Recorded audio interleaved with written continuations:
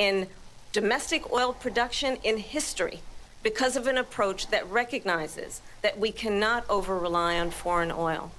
As it relates to my values, let me tell you, I grew up a middle-class kid raised by a hardworking mother who worked and saved. And your father was in the home, you lying bitch. The values I bring to the importance of home ownership, knowing not everybody got handed $400 million on a silver platter and then filed bankruptcy 6 times, is a value that I bring to my work to say we are going to work with the private sector and home builders to increase 3 million homes, increase by 3 million homes by the end of my first term. My work that is related to having a friend when I was in high school who was sexually assaulted by her stepfather. And my focus then on protecting women and children from violent crime is based on a value that is deeply grounded in the importance of standing up for those who are most vulnerable. My work that is about protecting Social Security and Medicare is based on long-standing work that I have done, protecting seniors from scams. My values have not changed. And what is important is that there is a president who actually brings values and a perspective that is about lifting people up and not beating people down and name-calling. The true measure of the leader is the leader who actually understands the strength is not in beating people down, it's in lifting people up. I intend to be that president. President Trump, your response? First of all, I wasn't given $400 million. I wish I was. My father was a Brooklyn builder, Brooklyn, Queens, and a great father, and I learned a lot from him. But I was given a fraction of that, a tiny fraction, and I built it into many, many billions of dollars, many, many billions. And when people see it, they are even surprised. So we don't have to talk about that. Fracking, she's been against it for 12 years. Defund the police, she's been against that forever. She gave all that stuff up very wrongly, very horribly, and everybody's laughing at it, okay? They're all laughing at it. She gave up at least 12 and probably 14 or 15 different policies. Like, she was big on defund the police. In Minnesota, she went out, wait a minute, I'm talking now, if you don't mind, please. Does that sound familiar? She went out in Minnesota and wanted to let criminals that killed people, that burned down Minneapolis, she went out and raised money to get them out of jail. She did things that nobody would ever think of. Now she wants to do transgender operations on illegal aliens that are in prison. This is a radical left liberal that would do this. She wants to confiscate your guns, and she will never allow fracking in Pennsylvania. If she won the election, fracking in Pennsylvania will end on day one. Just to finish, one thing so important in my opinion. So I got the oil business going like nobody has ever done before. When they took over, they got rid of it, started getting rid of it, and the prices were going up the roof. They immediately let these guys go to where they were. I would have been 5 times, 4 times, 5 times higher, because you're talking about 3.5 years ago. They got it up to where I was because they had no choice, because the prices of energy were quadrupling and doubling. You saw what happened to gasoline. So they said, let's go back to Trump. But if she won the election, the day after that election, they'll go back to destroying our country, and oil will be dead, fossil fuel will be dead, we'll go back to windmills, and we'll go back to solar, where they need a whole desert to get some energy to come out of. You ever see a solar plant? By the way, I'm a big fan of solar, but they take 400, 500 acres of desert soil. Trump, we have a These lot are of not good issues things that we for the have to get to. environment that We're she out of time. understands. Thank you. Lindsay, thank you. We have an election in just 56 days. And I want to talk about the peaceful transfer of power, which, of course, we all know is a cornerstone of our democracy, and the role of a president in a moment of crisis. Mr. President, on January 6th, you told your supporters to march to the Capitol. You said you would be right there with them. The country and the world saw what played out at the Capitol that day, the officers coming under attack. Aides in the West Wing say you watched it unfold on television off the Oval Office. You did send out tweets, but it was more than 2 hours before you sent out that video message telling your supporters to go home. Is there anything you regret about what you did on that day? You just said a thing that isn't covered. Peacefully and patriotically, I said during my speech, not later on. Peacefully and patriotically. and nobody on the other side was killed. Ashley Babbitt was shot by an out-of-control police officer. That should have never, ever. Damn right she was shot. But we didn't do this group of people that have been treated so badly. I asked, what about all the people that are pouring into our country and killing people that she allowed to pour in? She was the border czar, remember that. She was the border czar. She doesn't want to be called the border czar because she's embarrassed by the border. In fact, she said at the beginning, oh, I'm surprised you're not talking about the border yet. That's because she knows what a bad job they've done. What about those people? When are they going to be prosecuted?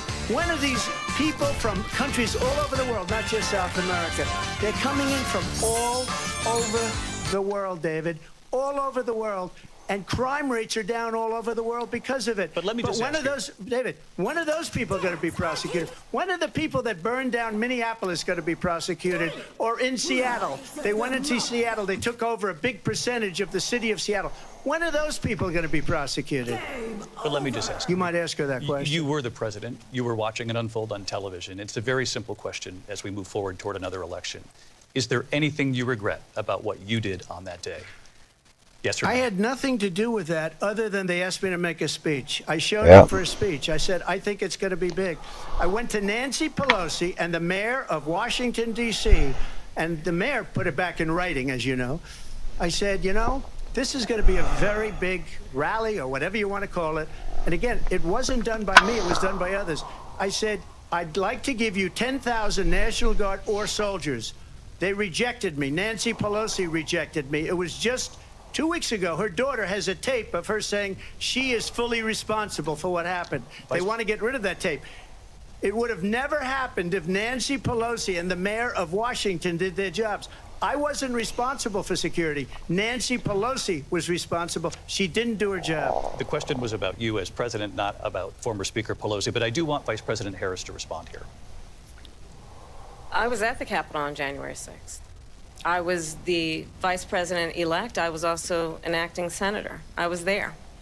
And on that day, the President of the United States incited a violent mob to attack He did not. Capitol. He did not. To desecrate our nation's capital. On that day, 140 law enforcement officers were injured, and some died. And understand, no, they did not. No, they did not. Only one person. Two people died at that. But this is not an isolated situation. We can't do this one, brothers. We got to start again. He didn't incite Charlottesville, bitch. Obama did. Spewing anti-Semitic hate. Obama incited Charlottesville, not Donald Trump. There were fine people on each side. Eric Holder went to jail over it. When it came to the Proud Boys, a militia, the president said, the former president said, stand back and stand by. So for everyone watching who remembers who, Obama? What 6th was, Obama. I say, Obama. You have to go back. Let's not go back. We're not going back. It's time to turn the page. And if that was a bridge too far for you, in our campaign for you, to stand for country, to stand for our democracy, to stand for rule of law, and to end the chaos, and to end the approach that is about attacking the foundations of our democracy because you don't like the outcome. And be clear on that point. Donald Trump, the candidate, has said in this election there will be a bloodbath if this and the outcome of this election is not to his liking. Let's turn the page on this. Let's not go back. Let's chart a course. She's psychotic. He said that. He told the auto workers that. It was a different term, and it was a term that related to energy because they have destroyed our energy business. That was where bloodbath was. Also, on Charlottesville, that story has been, as you would say, debunked. Laura Ingraham, Sean Hannity, Jesse, all of these people, they covered it. If they go an extra sentence, they will see it was perfect. It was debunked in almost every newspaper, but they still bring it up, just like they bring 2025 up. They bring all of this stuff up. I ask you this. You talk about the Capitol. Why are we allowing these millions of people to come through on the southern border? How come she's not doing anything? And I'll tell you what I would do, and I would be very proud to do it. I would say we would both leave this debate right now. I'd like to see her go down to Washington, D.C. during this debate, because we're wasting a lot of time. Go down to, because she's been so bad, it's so ridiculous. Go down to Washington, D.C. and let her sign a bill to close up the border, because they have the right to do it. They don't need bills. They have the right to do it. The President of the United States, you'll get him out of bed, you'll wake him up at 4 o'clock in the afternoon, you'll say, come on down to the office, let's sign a bill. If he signs a bill that the border is closed, all he has to do is say it to the Border Patrol, who are phenomenal. If they do that, the border is closed. Those people are killing many people, unlike J6. We talked immigration here tonight. I do want to focus on this next issue to both of you, because it really brings us this into focus, truth in these times that we're living in. Mr. President, for 3.5 years after you lost the 2020 election, you repeatedly falsely claimed that you won, many times saying you won in a landslide. In the past couple of weeks leading up to this debate, you have said, quote, you lost by a whisker, that you, quote, didn't quite make it, that you came up a little bit short. I said that? Are you now acknowledging that you lost in 2020? No, I don't acknowledge that at all. But I you said did that say sarcastically. That. You know that. It was said, oh, we lost by a whisker. That was said sarcastically. Look, there's so much good. All you have to do is look at it. And they should have sent it back to the legislatures for approval. I got almost 75 million votes, the most votes any sitting president has ever gotten. I was told if I got 63, which was what I got in 2016, you can't be beaten. The election, people should never be thinking about an election as fraudulent. We need two things. We need walls, and we have to have it. We have to have borders, and we have to have good elections. Our elections are bad. And a lot of these illegal immigrants coming in, they're trying to get them to vote. They can't even speak English. They don't even know what country they're in practically.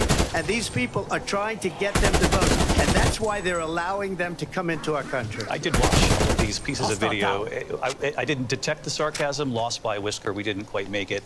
And we should just point out here as clarification, and you know this, you and your allies, 60 cases in front of many judges, many of them... Why are you trying to debate him, bro? Standing. That's the other thing.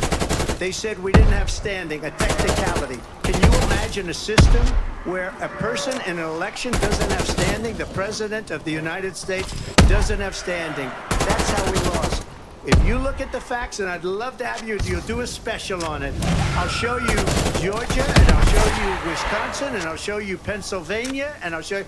We have so many facts and statistics, but you know what? That doesn't matter, because we have to solve the problem that we have right now. That's old news. And the problem that we have right now is we have a nation in decline, and they have put it into decline. We have a nation that is dying, David. Mr. President, thank you. Vice President Harris, you heard the president there tonight. He said he didn't say that he lost by a whisker. So he still believes he did not lose the election. He didn't lose the damn election, man. And yourself. But I do want to ask you about something that's come up in the last couple of days. This was a post from President Trump about this upcoming election just weeks away. He said, when I win, those people who cheated, and then he lists donors, voters, election officials, he says will be prosecuted to the fullest extent of the law, which will include long-term prison sentences. One of your campaign's top voters responded saying, we won't let Donald Trump intimidate us, we won't let him suppress us. Is that what you believe he's trying to do here? Donald Trump was fired by 81 million people. So let's be clear about that. There wasn't 81 million to vote for him, bitch. That's the whole damn thing. To have a president of the United States who attempts, as he did in the past, to upend the will of the voters in a free and fair election. And I'm going to tell you that I have traveled the world as Vice President of the United States. And world leaders are laughing at Donald Trump. I have talked with they're laughing because your boss is stupid. And they say you're a disgrace.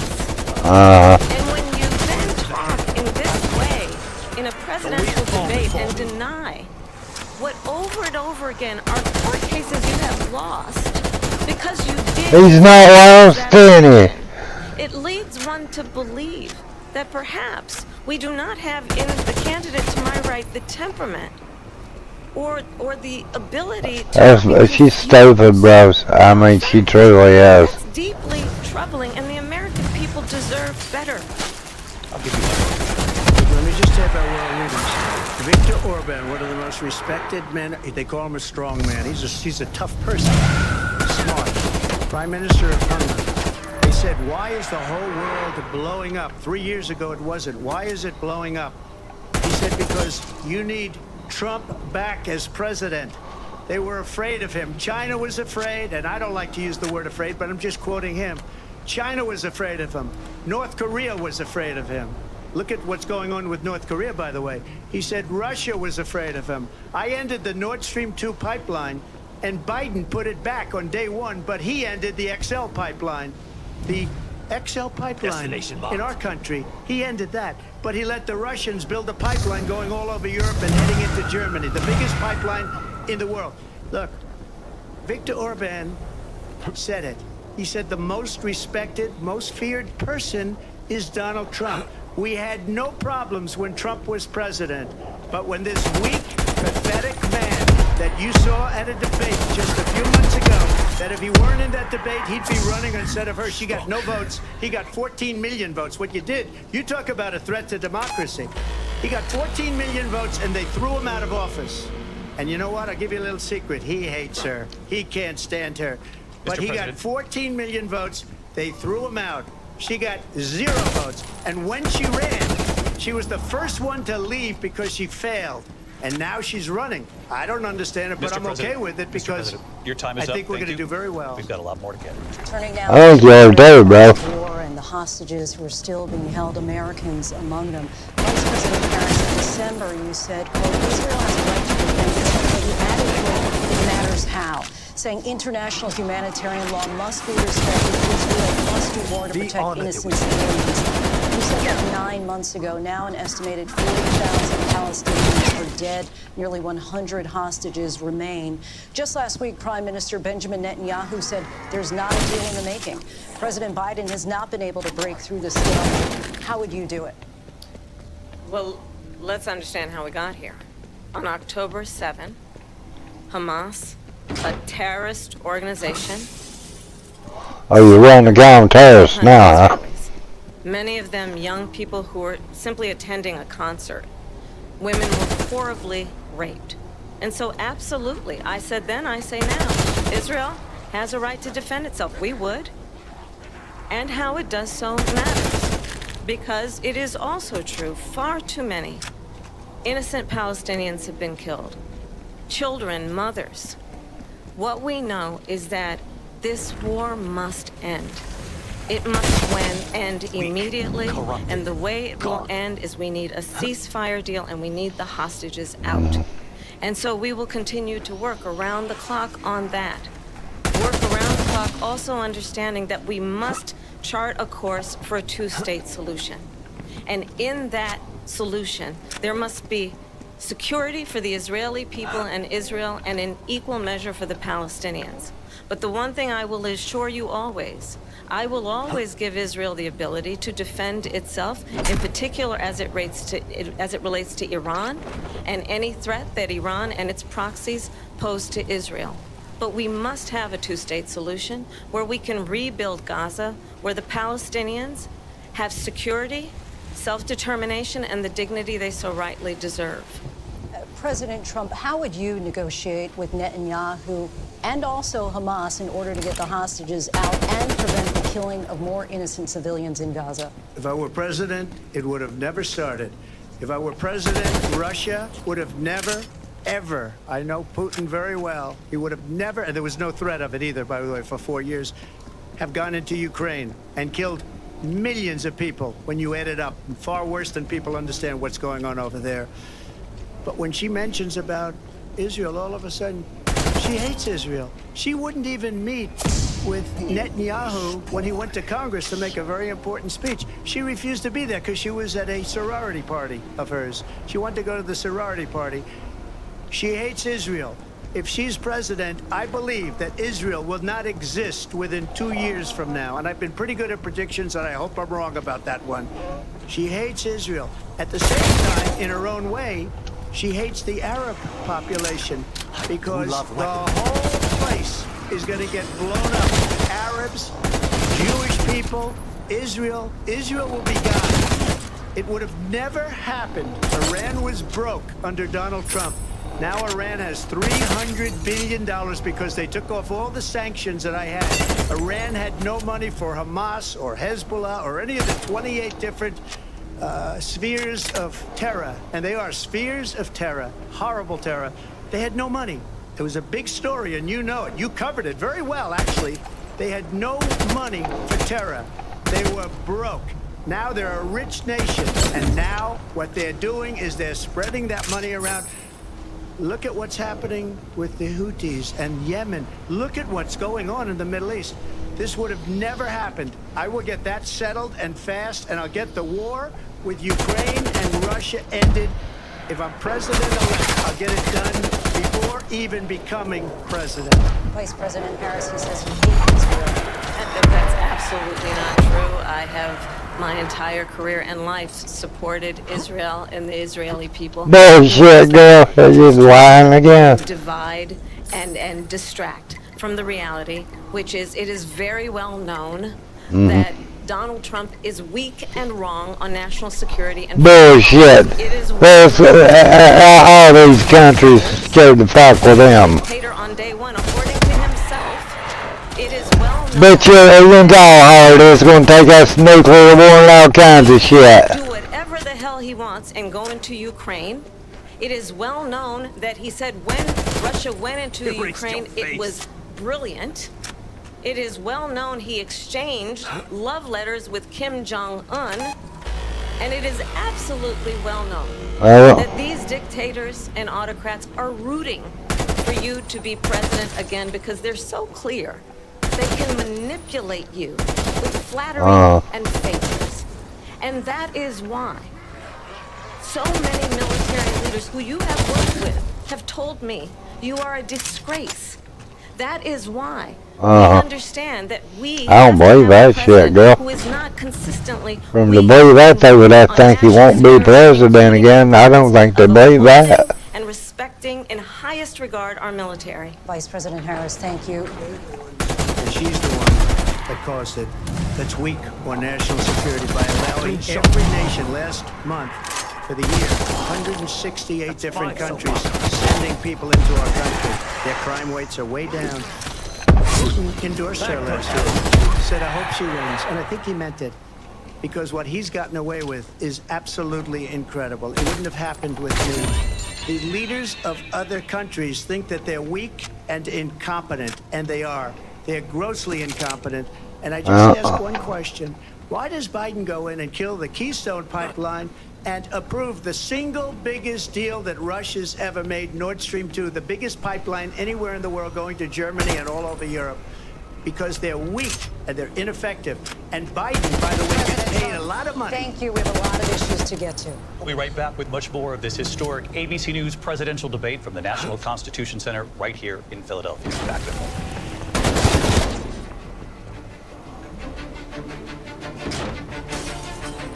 The ABC News presidential debate will continue after this.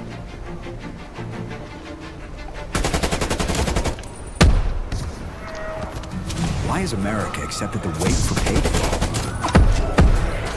And life doesn't wait for you to get paid.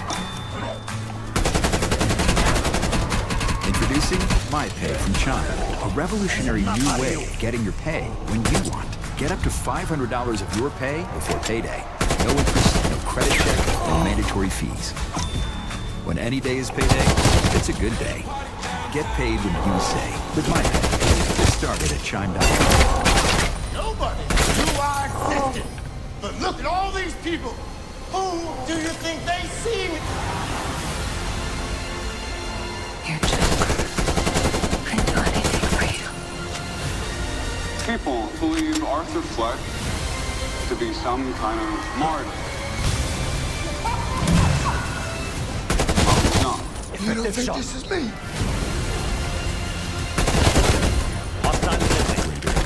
ABC News, honored for excellence with 40 Emmy nominations, mornings, Saturdays, late night, weekends, streaming 24/7, 40 Emmy nominations. Thank you for making ABC News America's #1 news.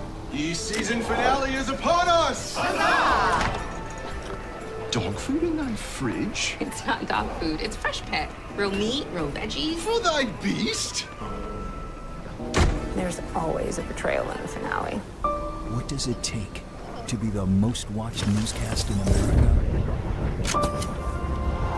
We are part of an operation. Is this our combat operations center? We're approaching the gate. Militants came in from different directions. Nuclear reactor. So you have a couple loaded and ready to go. The house is destroyed, but the flag. Not a carry in it. How important it made to USA. Great work. Hi, appreciate you. Thank you. Ismail? David. I'm David Muir. I know who you are. You Watch do? you every night. ABC's News Tonight with David Muir is America's most watched newscast. Hey! Good morning, America. Good morning, America. Good morning, America. Are you ready? Covering the biggest events in the country right now. There's a lot going on here. You don't just see it, you feel it. I'm in. I'm in. I'm in too. I am here and so happy. I'm in. I'm in too. Michael, George, Clara, Ginger. Why is America accepting payday when life doesn't wait for you to get paid? Introducing My Pay from China, a revolutionary new way of getting your pay when you want. Get up to $500 of your pay before payday. No interest, no credit check, no mandatory fees. Today's payday, it's a good day. Get paid when you say with My Pay. Get started at chime.com. Do I exist here? Look at all these people. Who do you think they see me? You're Joker. I'd do anything for you. People believe Arthur Fleck to be some kind of martyr. Well, he's not. You don't think this is me? Rated R. This Tuesday, the view's on the move into a new big season on ABC. And get this, moving into a fabulous new home and studio too. Y'all know we're moving, right? New home? Same hot topics. See you soon. For an all-new season or a new home. New season, new hot topics, hot new studio, same time, right here on ABC. And there will be surprises, right, Whoopi? Oh yeah! What does it take to be the most watched newscast in America? We are part of an operation. Is this our combat operations center? We're approaching the gate. Militants came in from. Hi, appreciate you. Thank you. Ismail? David. ABC's World News Tonight with David Muir is America's most watched newscast. You're watching America's #1 streaming news. Keep streaming with ABC News Live. Live from the National Constitution Center in Philadelphia, Pennsylvania. Here again, David Muir and Lindsay Davis. Welcome back to this historic ABC News presidential debate tonight. We're going to continue here, and I want to turn to the war in Ukraine. We're now 2.5 years into this conflict. Mr. President, it has been the position of the Biden administration that we must defend Ukraine from Russia, from Vladimir Putin, to defend their sovereignty, their democracy, that it's in America's best interest to do so, arguing that if Putin wins, he may be emboldened to move even further into other countries. You have said you would solve this war in 24 hours. You said so just before the break tonight. How exactly would you do that? And I want to ask you a very simple question tonight. Do you want Ukraine to win this war? I want the war to stop. I want to save lives that are being uselessly, people being killed by the millions. It's the millions. It's so much worse than the numbers that you're getting, which are fake numbers. Look, we're in for 250 billion or more because they don't ask Europe, which is a much bigger beneficiary to getting this thing done than we are. They're in for $150 billion less because Biden and you don't have the courage to ask Europe like I did with NATO. They paid billions and billions, hundreds of billions of dollars when I said, either you pay up or we're not going to protect you anymore. So that's maybe one of the reasons they don't like me as much as they like weak people. But you take a look at what's happening. We're in for 250 to 275 billion. They're into 100 to 150. They should be forced to equalize. With that being said, I want to get the war settled. I know Zelensky very well, and I know Putin very well. I have a good relationship, and they respect your president, okay? They respect me. They don't respect Biden. How would you respect him? Why? For what reason? He hasn't even made a phone call in 2 years to Putin, hasn't spoken to anybody. They don't even try and get it. That is a war that's dying to be settled. I will get it settled before I even become president. If I win, when I'm president-elect, and what I'll do is I'll speak to one, I'll speak to the other, I'll get them together. That war will never happen. And in fact, when I saw Putin after I left, unfortunately left because our country has gone to hell. But after I left, when I saw him building up soldiers, he did it after I left, I said, oh, he must be negotiating. It must be a good, strong point of negotiation. Well, it wasn't, because Biden had no idea how to talk to him. He had no idea how to stop it. And now you have millions of people dead, and it's only getting worse, and it could lead to World War III. Don't kid yourself, David. We're playing with World War III, and we have a president that we don't even know if he's... Where is our president? We don't even know if he's president. And just to clarify They here, threw him out of a campaign like a dog. We don't even know. Is he our president? But we have a president, Mr. President, that doesn't know he's alive. your time is up. Just to clarify in the question, do you believe it's in the U.S. best interest for Ukraine to win this war, yes or no? I think it's the U.S. best interest to get this war finished and just get it done. All right. Negotiate a deal, because we have to stop all of these human lives from being destroyed. I want to take this to Vice President Harris. I want to get your thoughts on support for Ukraine in this moment, but also, as Commander-in-Chief, if elected, how would you deal with Vladimir Putin, and would it be any different from what we're seeing from President Biden?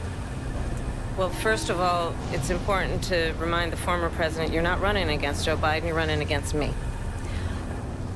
I believe the reason that Donald Trump says that this war would be over within 24 hours is because he would just give it up.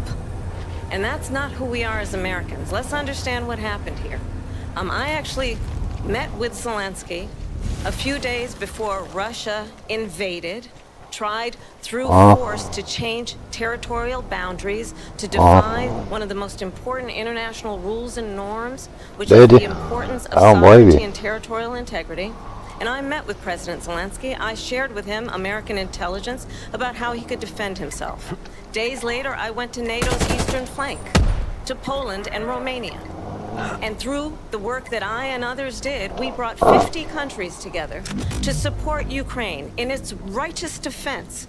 And because of our support, because of the air defense, the ammunition, the artillery, the javelins, the Abrams tanks that we have provided, Ukraine stands as an independent and free country. If Donald Trump were president, Putin would be sitting in Kyiv right now. And understand what that would mean, because Putin's agenda is not just about Ukraine. Understand why the European allies and our NATO allies are so thankful that you are no longer president, and that we understand the importance of the thankful. He's gonna be. the world has ever known, which is NATO, and what we have done to preserve the ability of Zelensky and the Ukrainians to fight for their independence. Otherwise, Putin would be sitting in Kyiv with his eyes on the rest of Europe, starting with Poland. And why don't you tell the 800,000 Polish Americans right here in Pennsylvania how quickly you would give up for the sake of favor and what you think is a friendship with what is known to be a dictator who would eat you for lunch. Sure. Vice President Harris, thank you. We've heard from both of you on Ukraine tonight. Afghanistan came up in the last hour. I wanted to respond to something you said earlier, and now, please, I'll give you a minute here. Putin would be sitting in Moscow, and he wouldn't have lost 300,000 men and women. But he would have been sitting in Moscow, quiet please. He would have been sitting in Moscow much happier than he is right now. But eventually, you know, he's got a thing that other people don't have. He's got nuclear weapons. They don't ever talk about that. He's got nuclear weapons. Nobody ever thinks about that. And eventually, maybe he'll use them, and maybe he hasn't been that threatening, but he does have that. Something we don't even like to talk about. Nobody likes to talk about it. But just so you understand, they sent her to negotiate peace before this war started. 3 days later, he went in and he started the war because everything they said was weak and stupid. They said the wrong thing. That war should have never started. She was the emissary. They sent her in to negotiate with Zelensky and Putin. And she did. And the war started 3 days later. And that's the kind of talent we have with her. She's worse than Biden. In my opinion, I think he's the worst president in the history of our country. She goes down as the worst vice president in the history of our country. But let me tell you something. She is a horrible negotiator. They sent her in to negotiate. As soon as they left, Putin did the invasion. President Trump, thank you. You did bring up something. You said she went to negotiate with Vladimir Putin. Vice President Harris, have you ever met Vladimir Putin? Can you clarify tonight? Yet again, I said it at the beginning of this debate, you're going to hear a bunch of lies coming from this fella. And that is enough. When I went to meet with President Zelensky, I've now met with him over 5 times. The reality is, it has been about standing as America always should, as a leader upholding international rules and norms, as a leader who shows strength, understanding that the alliances we have around the world are dependent on our ability to look out for our friends and not favor our enemies because you adore strongmen instead of caring about democracy. And that is very much what is at stake here. The President of the United States is Commander-in-Chief, and the American people have a right to rely on a president who understands the significance of America's role and responsibility in terms of ensuring that there is stability and ensuring we stand up for our principles and not sell them for the benefit of personal flattery. You talked about Ukraine and Vladimir Putin. I do want to talk about Afghanistan. It came up in the first hour of this debate. I want to move on to Afghanistan. Said Trump did the most amazing thing I've ever seen. He got these countries, the 28 countries at the time, to pay up. He said, I've never seen, he's the head of NATO. He said, I've never seen. For years, we were paying almost all of NATO. We were being ripped off by European nations, both on trade and on NATO. I got them to pay up by saying one of the statements you made before, if you don't pay, we're not going to protect you, otherwise we would have never gotten it. He said it was one of the most incredible jobs that he's ever seen done. Thank you. I want to turn to Afghanistan. It came up in the first hour of the debate, and we witnessed a poignant moment today on Capitol Hill, honoring the soldiers who died in the chaotic withdrawal from Afghanistan. I do want to ask the Vice President, do you believe you bear any responsibility in the way that withdrawal played out? Well, I will tell you, I agreed with President Biden's decision to pull out of Afghanistan. 4 presidents said they would, and Joe Biden did. And as a result, America's taxpayers are not paying the $300 million a day we were paying for that endless war. And as of today, there is not one member of the United States military who is in active duty in a combat zone in any war zone around the world, the first time this century. But let's understand how we got to where we are. Donald Trump, when he was president, negotiated one of the weakest deals you can imagine. He calls himself a deal maker. Even his national security advisor said it was a weak, terrible deal. And here's how it went down. He bypassed the Afghan government. He negotiated directly with a terrorist organization called the Taliban. The negotiation involved the Taliban getting 5,000 terrorists, Taliban terrorists, released. And get this, and the president at the time invited the Taliban to Camp David, a place of storied significance for us as Americans, a place where we honor the importance of American diplomacy, where we invite and receive respected world leaders. And this former president, as president, invited them to Camp David because he does not again appreciate the role and responsibility of the President of the United States to be Commander-in-Chief with a level of respect. And this gets back to the point of how he has consistently disparaged and demeaned members of our military, fallen soldiers, and the work that we must do to uphold the strength and the respect of the United States of America around You're not going Joseph's today? President Trump, your response to her saying that he began the negotiations with the Taliban. So, if you take a look at that period of time, the Taliban were killing our soldiers, a lot of them, with snipers. And I got involved with the Taliban. because the Taliban was doing the killing. That's the fighting force within Afghanistan. They don't bother doing that because, you know, they deal with the wrong people all the time. But I got involved. And Abdul is the head of the Taliban. He is still the head of the Taliban. And I told Abdul, don't do it anymore. You do it anymore, you're going to have problems. And he said, why do you send me a picture of my house? I said, you're going to have to figure that out, Abdul. And for 18 months, we had nobody killed. We did have an agreement negotiated by Mike Pompeo. It was a very good agreement. The reason it was good, it was we were getting out. We would have been out faster than them, but we wouldn't have lost soldiers. We wouldn't have left many Americans behind, and we wouldn't have left $85 billion worth of brand new, beautiful military equipment behind. And just to finish, they blew it. The agreement said you have to do this, and they didn't do it. They didn't do it. The agreement was terminated by us because they didn't do what they were supposed to do. I want to move on. And these people... Yeah, I'd move on too, bro. And in my opinion, the most embarrassing moment in the history of our country, and by the way, that's why Russia attacked Ukraine, because they saw how incompetent she and her boss are. President Trump, thank you. I want to move on now to race and politics. Mr. President, you recently said of Vice President Harris, quote, I didn't know she was black until a number of years ago when she happened to turn black, and now she wants to be known as black. I want to ask a bigger picture question here tonight. Why do you believe it's appropriate to weigh in on the racial identity of your opponent? I don't, and I don't care. I don't care what she is. I don't care. You make a big deal out of something. I couldn't care less. Whatever she wants to be is okay with me. But those were your words, so I'm asking... I don't know. I mean, all I can say is I read where she was not black, that she put out, and I'll say that. And then I read that she was black, and that's okay. Either one was okay with me. That's up to her. Vice President Harris, your thoughts on this?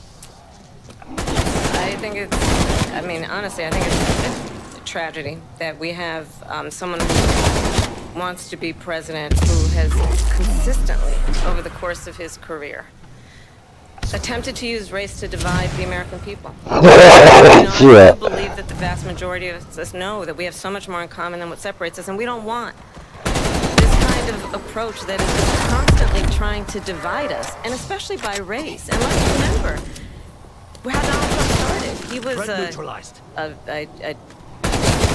he owned land, he owned buildings, and he was investigated because he refused to rent property to black families.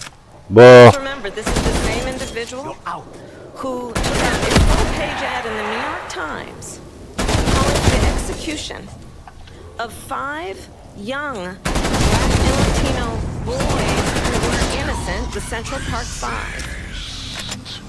Took out a full-page ad calling for their execution. This is the same individual who spread birther lies about the first black president of the United States. He didn't spread them. I think the American people want better than that. Move on my waypoint. Want better than this. We have them.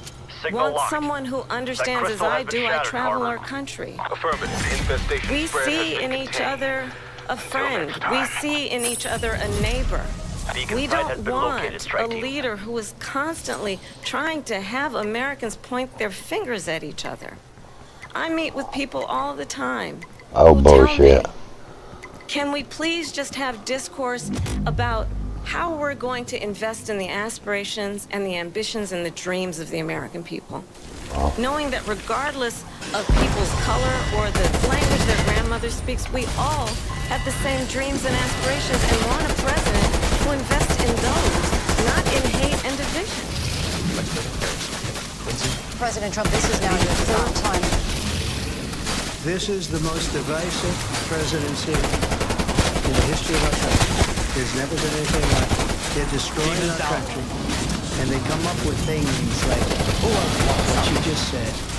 Going back many, many years, when a lot of people, including Mayor Bloomberg, agreed with the Central Park 5, they admitted, they said, they pled guilty. I said, well, if they pled guilty, they badly hurt a person, killed a person, ultimately. And if they pled guilty, then they pled, we're not guilty. But this is a person that has to stretch back years, 40, 50 years ago, because there's nothing now. I built one of the greatest economies in the history of the world, and I'm going to build it again. It's going to be bigger, better, and stronger. But they're destroying our economy. They have no idea what a good economy is. Their oil policies, every single policy. And remember this, she is Biden. You know, she's trying to get away from Biden. I don't know the gentleman, she says. She is Biden. The worst inflation we've ever had. A horrible economy because inflation has made it so bad. And she can't get away with that. Time's up. Briefly. Clearly, I am not Joe Biden, and I am certainly not Donald Trump. And what I do That's for damn sure we know you're not Trump. For our country, one who believes in what is possible, one who brings a sense of optimism about what we can do instead of always disparaging the American people. I believe in what we can do to strengthen our small businesses, which is why I have a plan. Let's talk about our plans and let's compare the plans. I have a plan to give startup businesses $50,000 tax deduction to pursue their ambitions, their innovation, their ideas, their hard work. I don't believe you. $6,000 for young families for the first year of your Still ain't believing you. You've not given, you fucking Democrats did not give a penny. Do no. Allowing people to be able to No one. what has been fleeting in terms of the American dream by offering a help with down payment of $25,000 down payment assistance for first-time home buyers. That's the kind of conversation, I believe, David, that people really want tonight, as opposed to a conversation that is constantly about belittling and name-calling. Let's turn the page. Vice President and move Harris, forward. thank you. Let's turn to policy. President Let's Trump, turn back we to have policy. to move on. President Trump. Oh. Let's turn to policy, please. To defund the police. She has a plan to confiscate everybody's gun. President Trump, she we has do a have to plan move to on to not other allow issues. fracking in Pennsylvania or anywhere else. Okay. That's Mr. what her President. plan is until just recently. I just need Lindsay, to go ahead. respond because Trump, the President former Trump. president has said No, I'm something sorry. twice that I need to respond No, to. I'm sorry. I We're just going need to to move on, respond Vice one President time Harris. to what he has President said Trump, this multiple is times. now your Yes. third time running for president. You have long vowed to repeal and replace the Affordable Care Act, known as Obamacare. You now say you're going to keep Obamacare, quote, unless we can do something much better. Last month you said, quote, we're working on it. So tonight, 9 years after you first started running, do you have a plan, and can you tell us what it is? Obamacare was lousy health care. Always was. It's not very good today. And what I said, that if we come up with something, and we are working on things, we're going to do it, and we're going to replace it. But remember this. I inherited Obamacare because Democrats wouldn't change it. They wouldn't vote for it. They were unanimous. They wouldn't vote to change it. If they would have done that, we would have had a much better plan than Obamacare. But the Democrats came up. They wouldn't vote for it. I had a choice to make when I was president. Do I save it and make it as good as it can be? It's never going to be great. Or do I let it rot? And I felt I had an obligation, even though politically it would have been good to just let it rot and let it go away. I decided, and I told my people, the top people, and they're very good people. I have a lot of good people in this administration. We read about the bad ones. We had some real bad ones too, and so do they. They have really bad ones. The difference is they don't get rid of it. Let me just. I had a choice. Do I save it and make it as good as it can be, or do I let it rot? And I saved it. I did the right thing. But it's still never going to be great, and it's too expensive for people. And what we will do is we're looking at different plans. If we can come up with a plan that's going to cost our people, our population, less money and be better health care than Obamacare, then I would absolutely do it. But until then, I'd run it as good as it can be run. So just a yes or no, you still do not have a plan? I have concepts of a plan.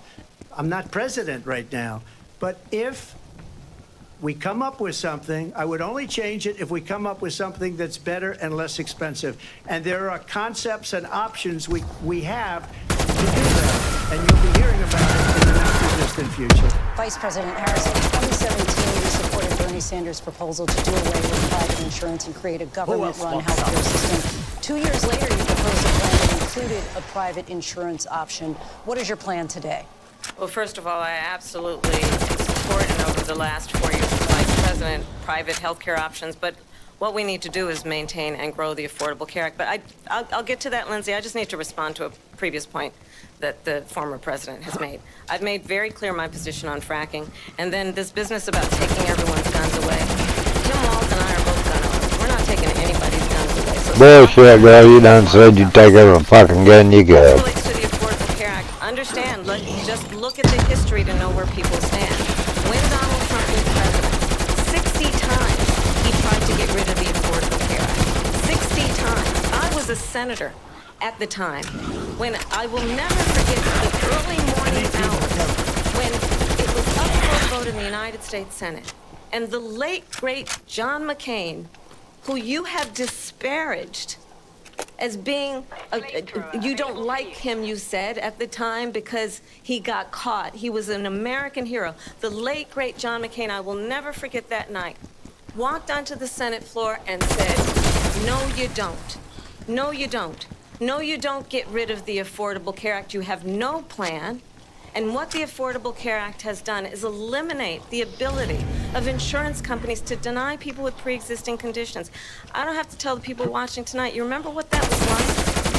Remember when an insurance company could deny if a child had asthma, if someone was a breast cancer survivor, if a grandparent had diabetes? What about cancer, girl? As I've been vice They still deny that. The last 4 years have strengthened the Affordable Care Act. We have allowed for the first time Medicare to negotiate drug prices on behalf of you, the American people. Donald Trump said he was going to allow Medicare to negotiate drug prices. He never did. We did. And now we have capped the cost of insulin at $35 a month. Since I've been vice president, we have capped the cost of prescription medication for seniors at $2,000 a year. And when I am president, we will do that for all people, understanding that the value I bring to this is that access to health care should be What value is that, girl?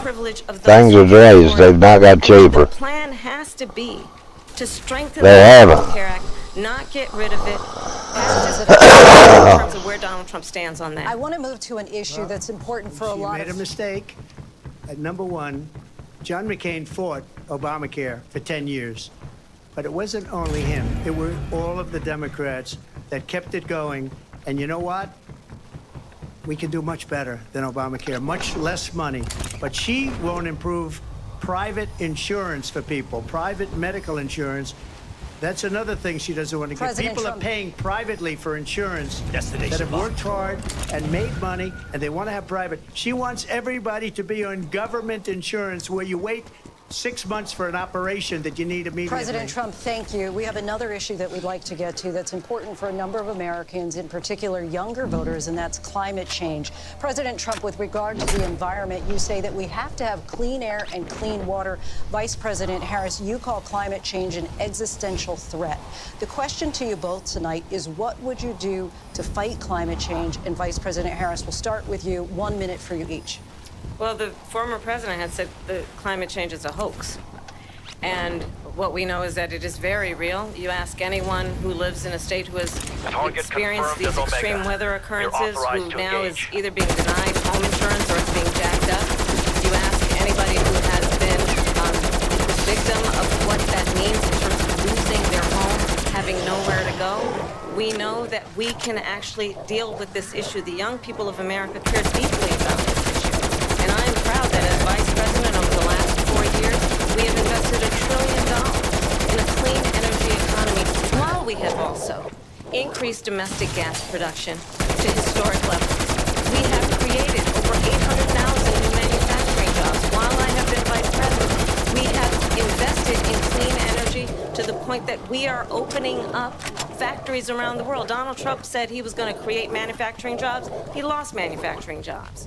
And I'm also proud to have the endorsement of the United Auto Workers and Sean Fain, who also know that part of building a clean energy economy includes investing in American-made products, American automobiles. It includes growing what we can do around American manufacturing and opening up auto plants, not closing them like happened under Donald Trump. Vice President Harris, thank you. That didn't happen under Donald Trump. Let me just tell you, they lost 10,000 manufacturing jobs this last month.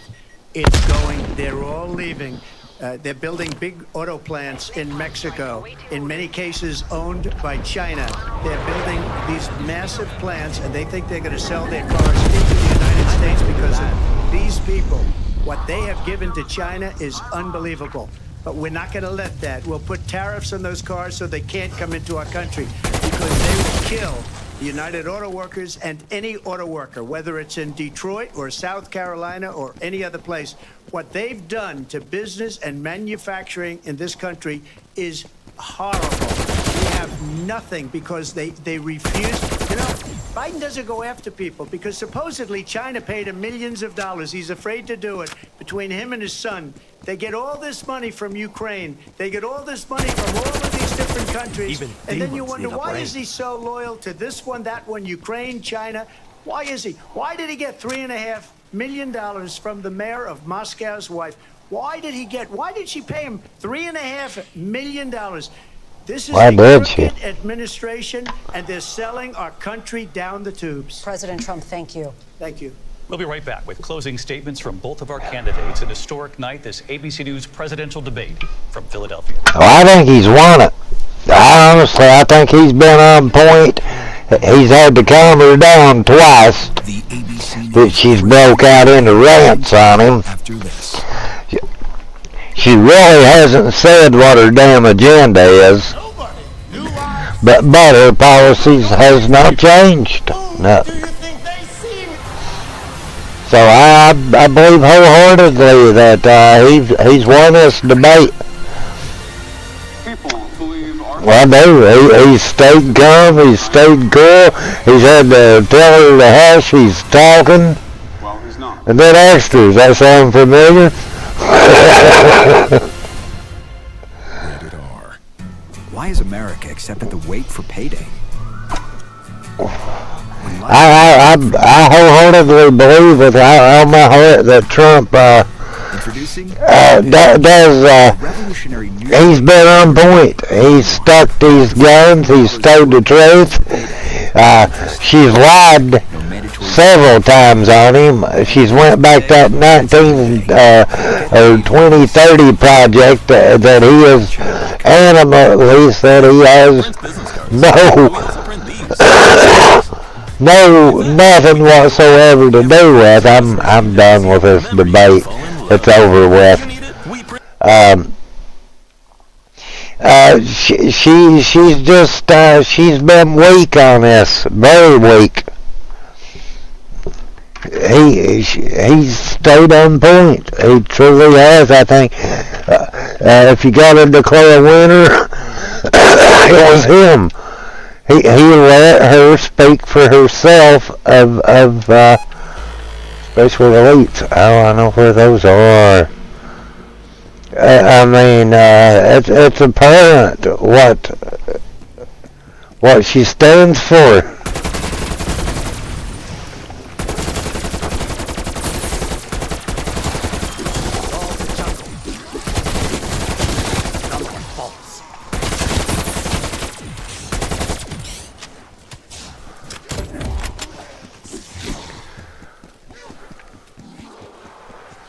Her policies were crap.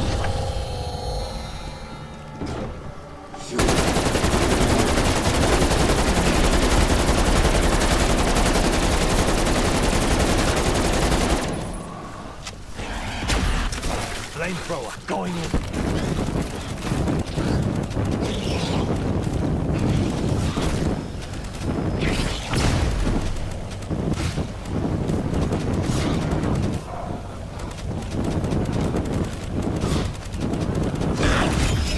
Lead.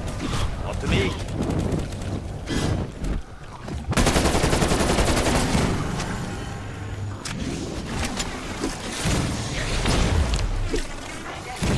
Spinning up that machine.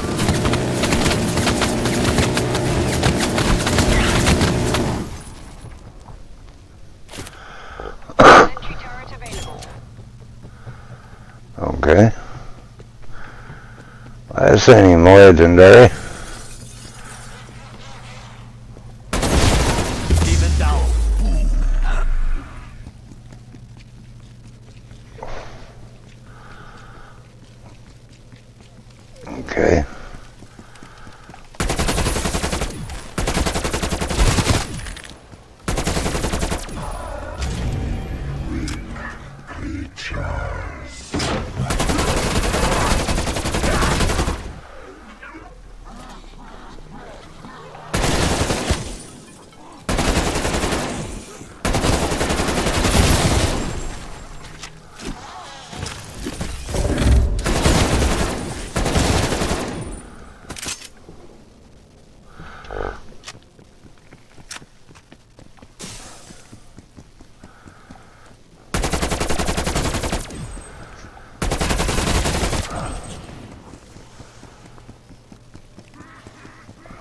Another one down here.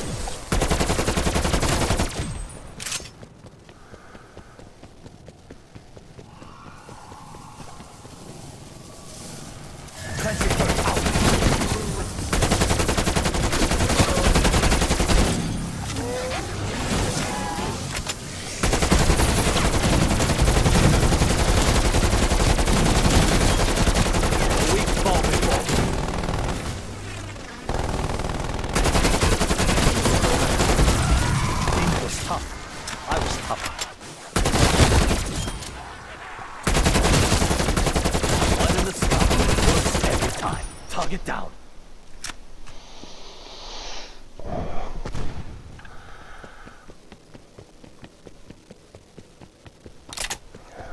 Now let's go over and clean this place out because there's some of it.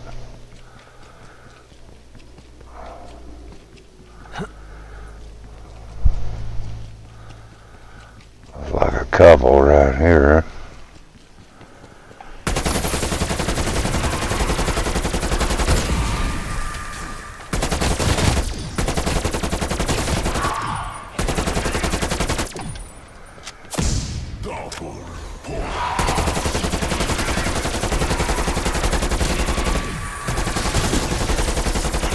Like a rifle.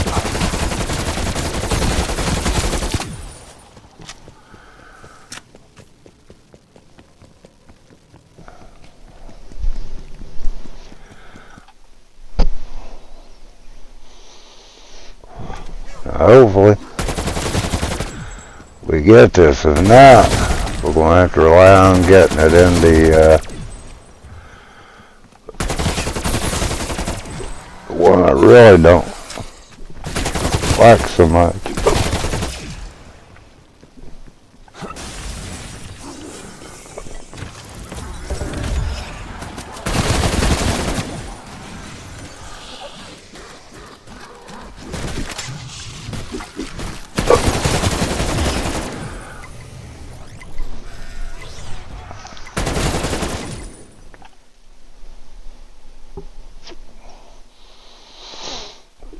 Okay.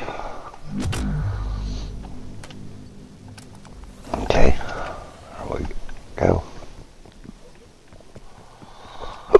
Now let's go back and collect it.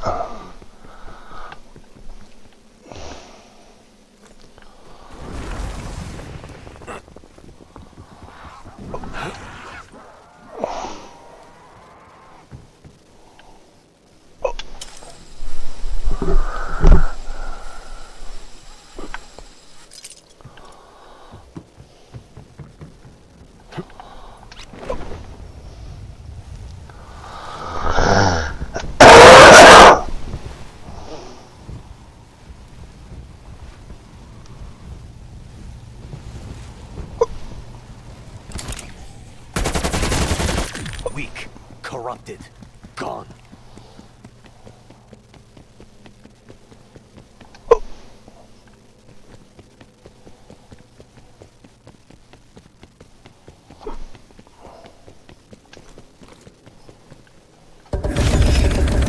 There we go. Wonder weapon. Who names these things? Now.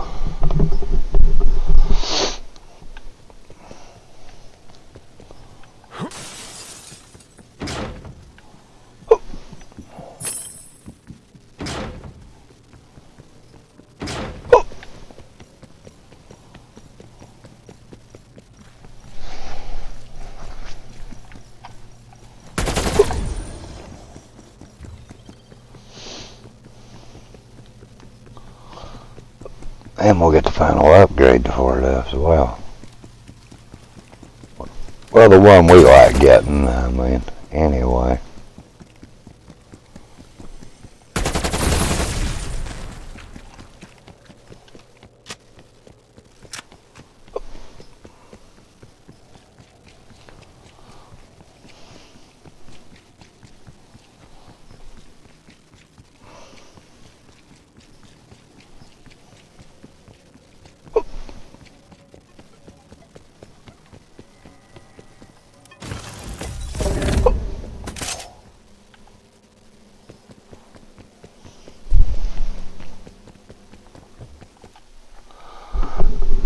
Okay, we need 25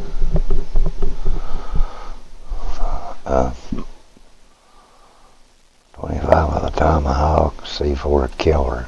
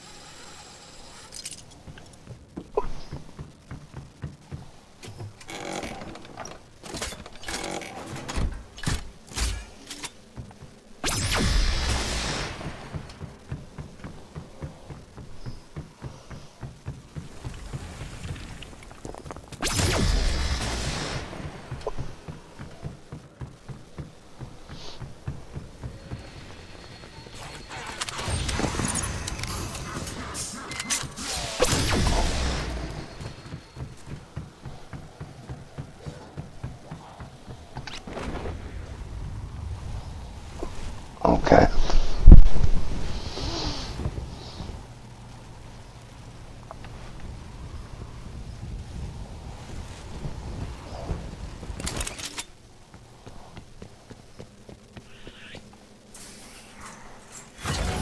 Do your bit and help the rover through the gateway, okay?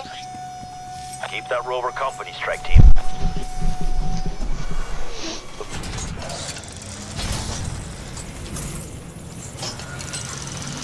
Organic specimen ready for transport. Scanning for rift anomaly. Hostiles incoming.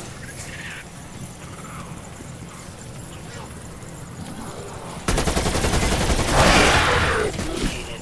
Adjusting match breach. Can confirm. Demons are down. Commencing scan.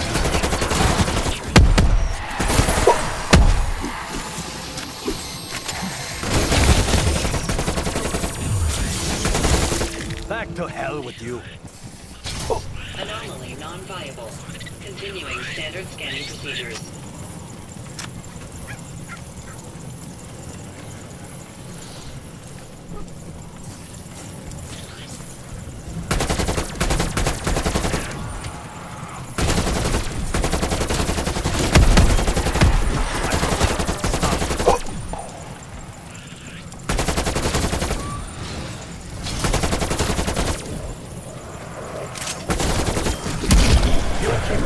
I keep killing.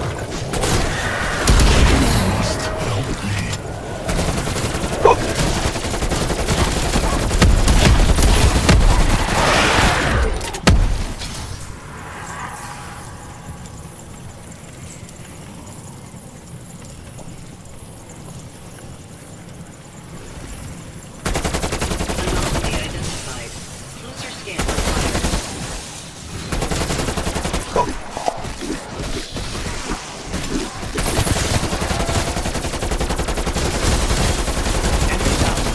That bullet did a lot of work. Continued operation.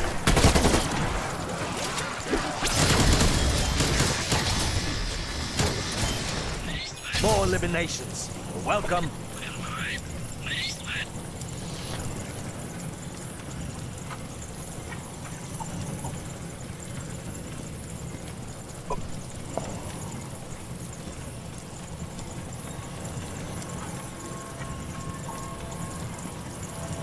Scanning structural stability of anomaly.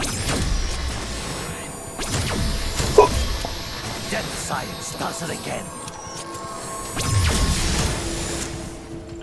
Negative. Anomaly failed to meet dimensional structural requirements.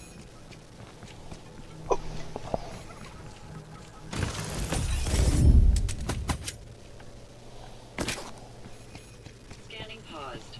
Escort required.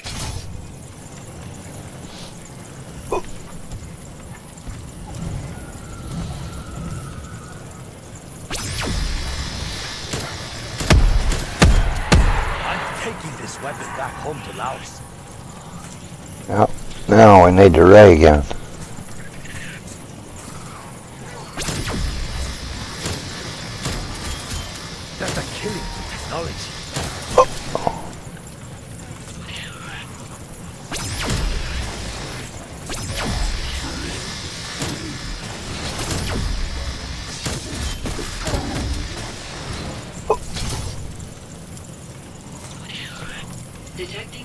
Dark ether. There's our breach. Get through it and we should be golden.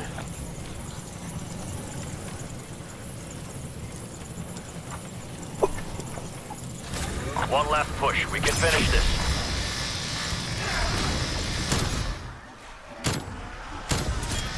Death science does it again. Return to rover to resume escort.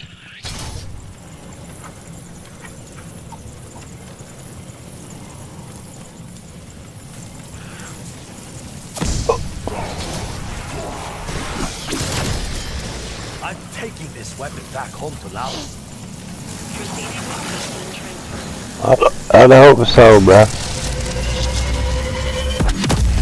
Rover has crossed the threshold. Great, do you have a signal? Move on my waypoint. Stable data link established. Payload is in the dark ether. Thanks for the escort. The beacon's nearby. Activate when ready.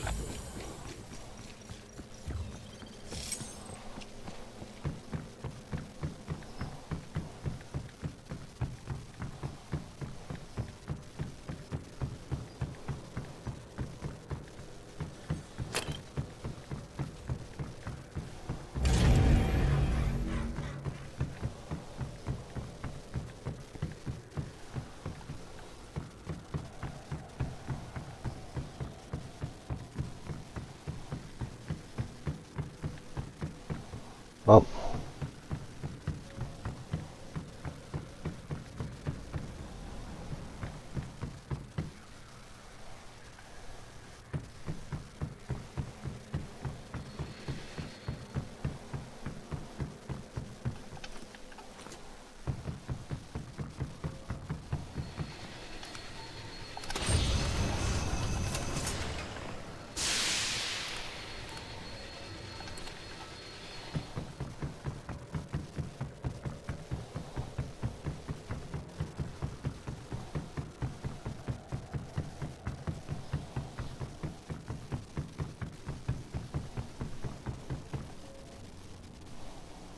Setting rally point.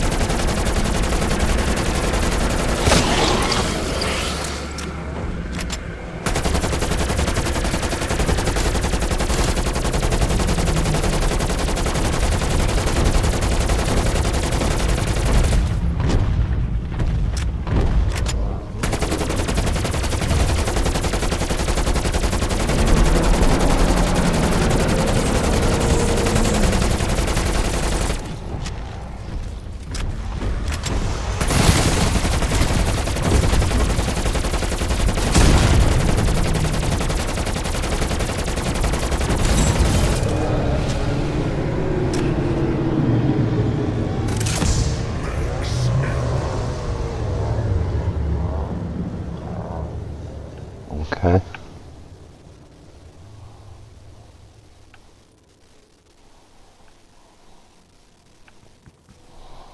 Okay, now let's do that one. Waypoint coordinates.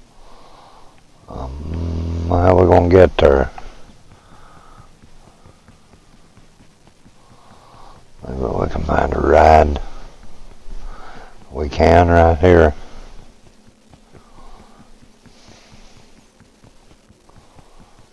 No,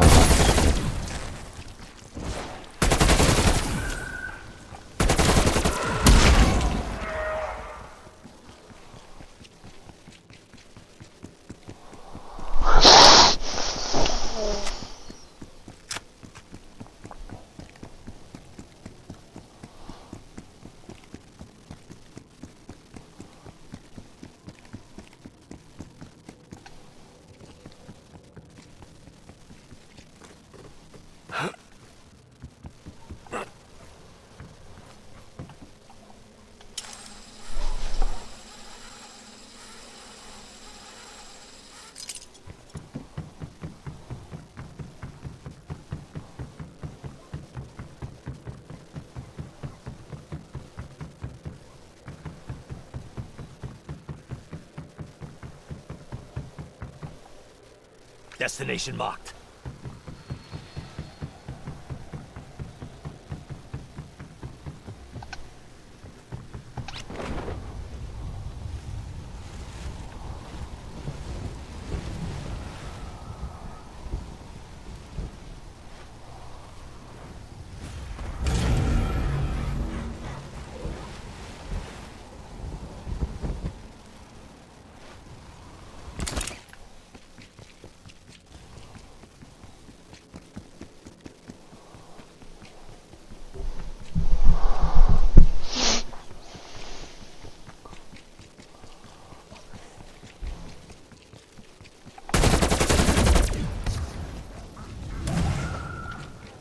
Okay.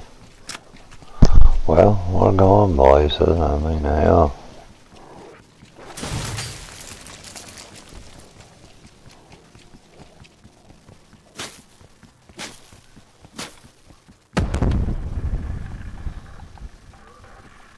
We're under attack! Can't hold out! Get reinforcements right away! Find whoever or whatever did this and eradicate them.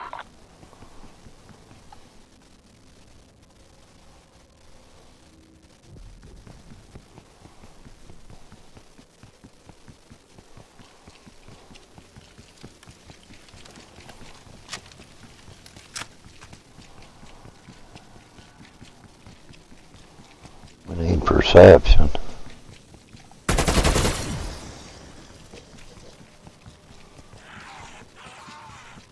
There he is.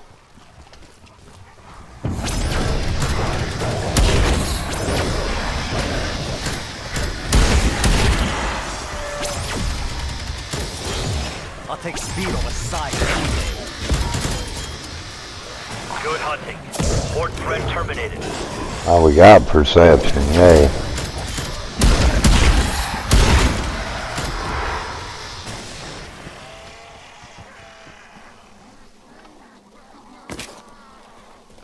Didn't count, I guess.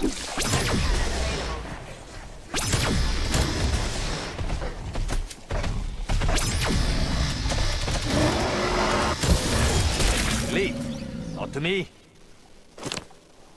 Napalm strike awaiting Okay, orders. now we need to get out of here, I guess.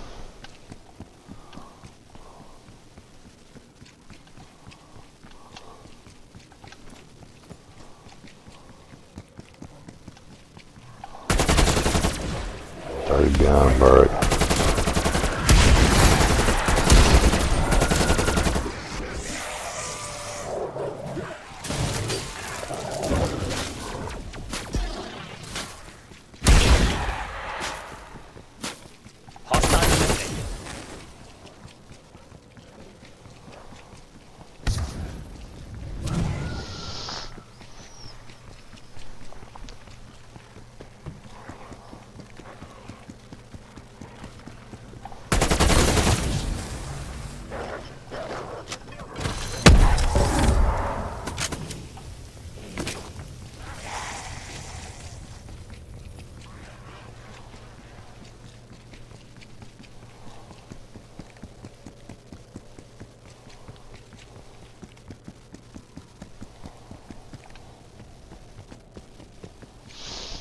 Okay.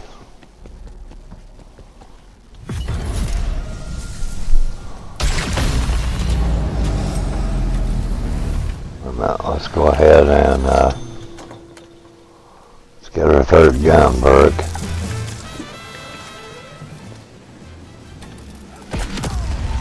El Toro. Mi no hable, no inglés, señorita. MS Manuela. Come from Venezuela.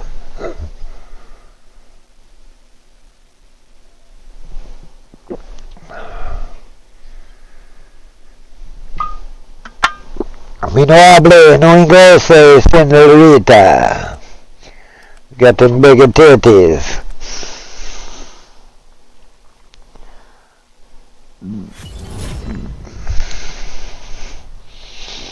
Weaver, I've lost contact with with a research team at a specimen analyzer station. We could do with strike team support. Marking waypoint coordinates. Strike team, proceed to the coordinates and assess the situation.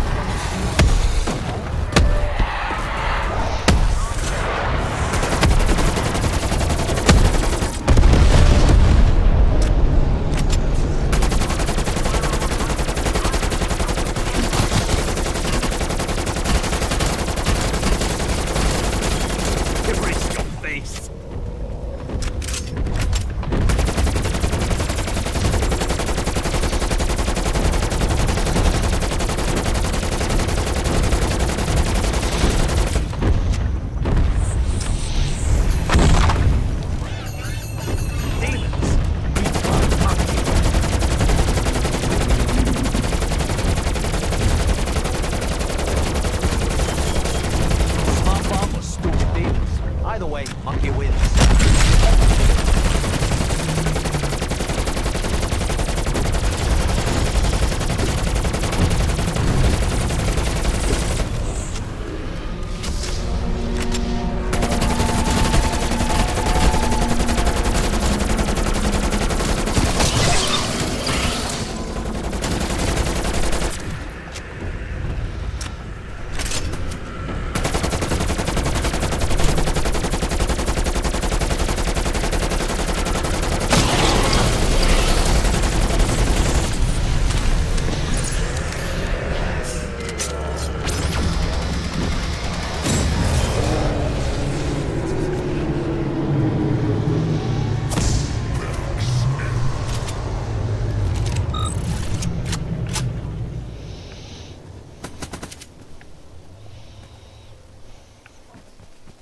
It'll work, I guess.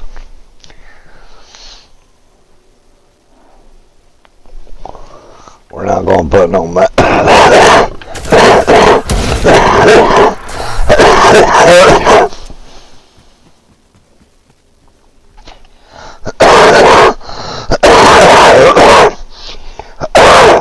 we're not gonna put no money into it until we've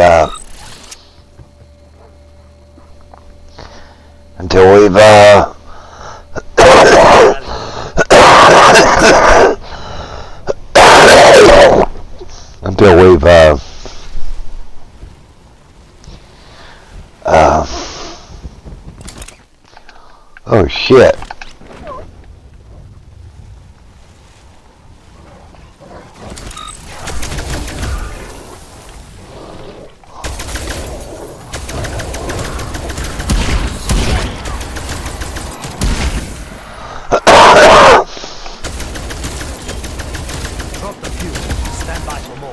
Till we make sure that we've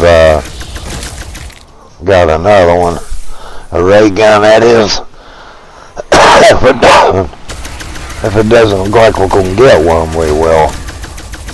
By then we'll have enough safe probably to put a dial in it, so wouldn't matter, you know.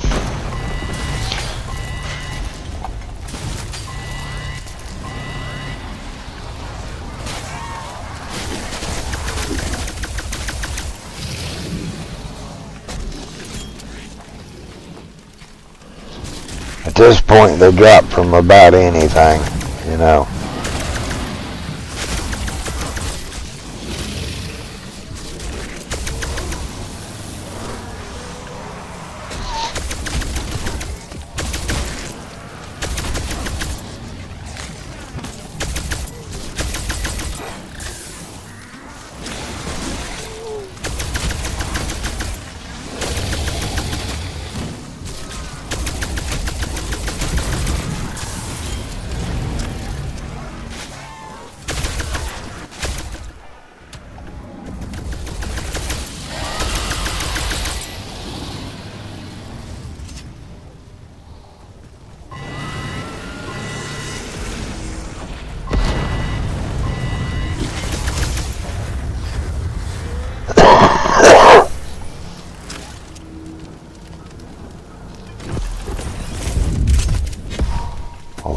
here? Hauser. Sentry turret. We'll take it. Sentry turret ready to deploy.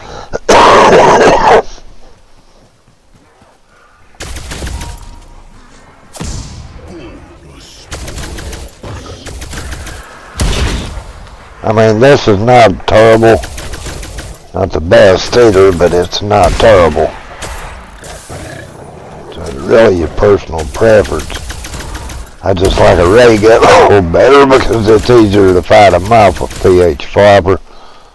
And we have PH fiber, but not being the question, you know.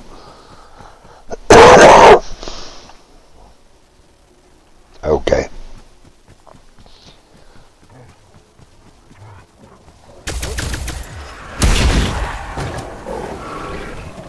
Your team has been eliminated. Looks like they're preparing themselves. Roger that, Weaver. Strike team, grab the specimen and place it in the analyzer. The process is automatic and will send data to our lab.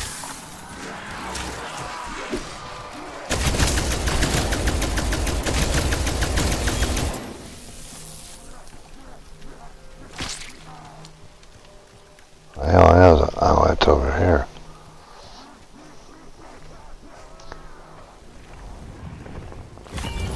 That's not good. Not good at all. Specimen's still active. I think it's sending out a signal. It's ringing the damn dinner bell. Strike team, hostiles moving in.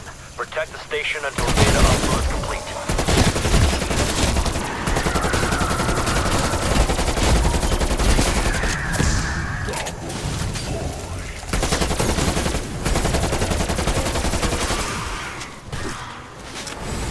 If they destroy that machine, we'll lose our valuable intel.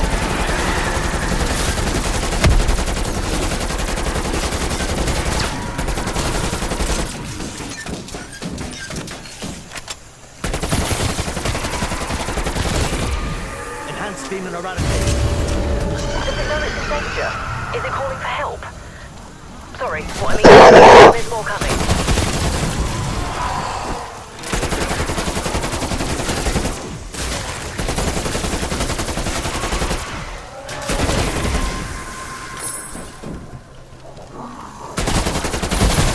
One down.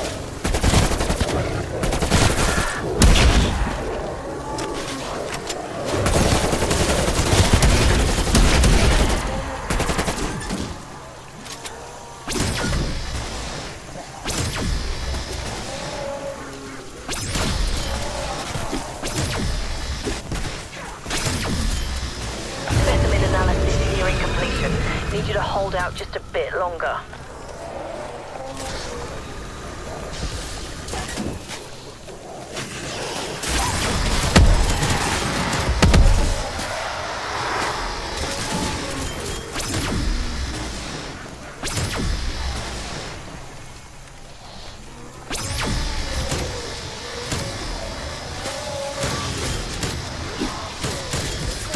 Who else wants some?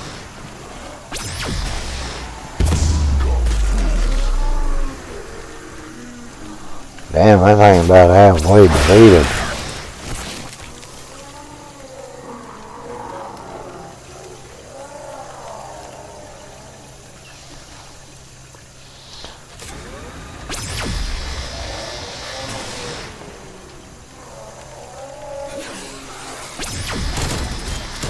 I want to hire whoever built this demon killer.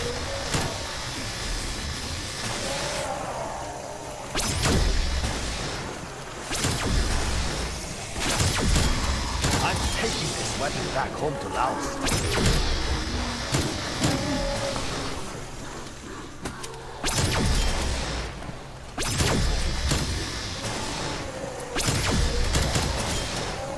Over a dozen, and I'm just getting started. Analysis complete, Gray. Okay. Genetic data transfer confirmed. Appreciate the effort, strike team. Cheers. There's one down here. Site located. Activate the beacon to proceed.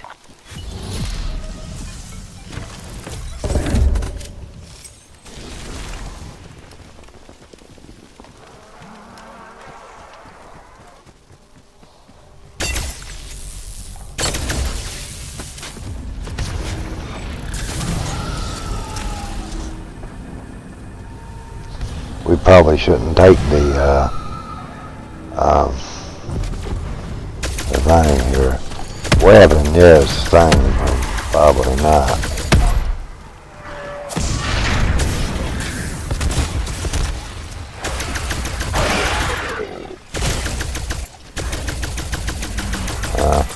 Like I said, weapon, yes, the thing, probably not.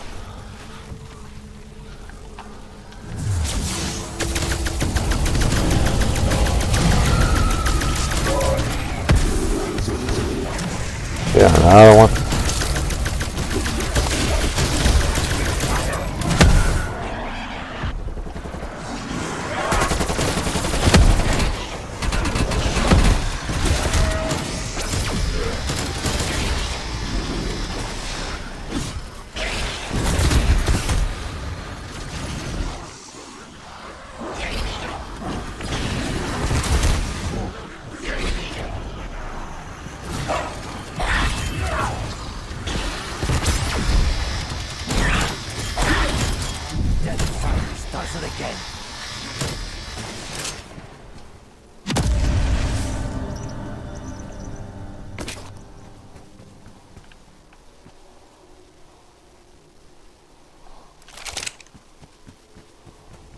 What else? There it is.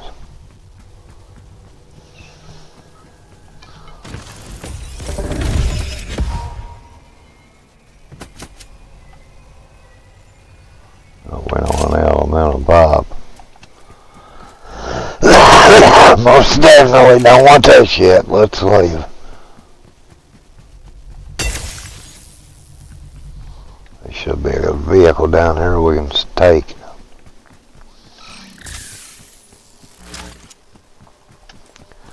Let's see if we can get our last upgrade on that. There is a motorcycle.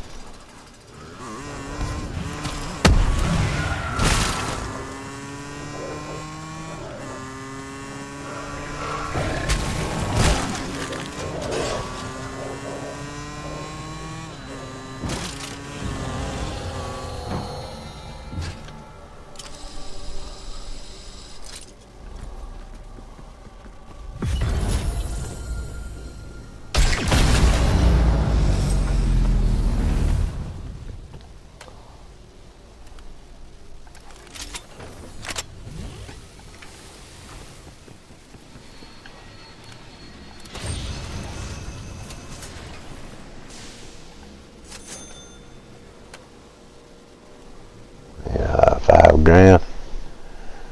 But 11 grand we got our last two. Okay.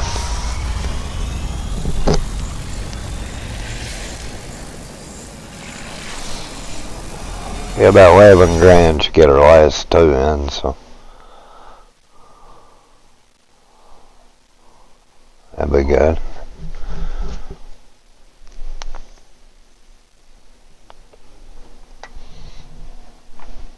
Because we'll go ahead and do that while we're waiting to get us a ray gun. Ray gun preferably, man. I mean, we'll play with this if we have to, but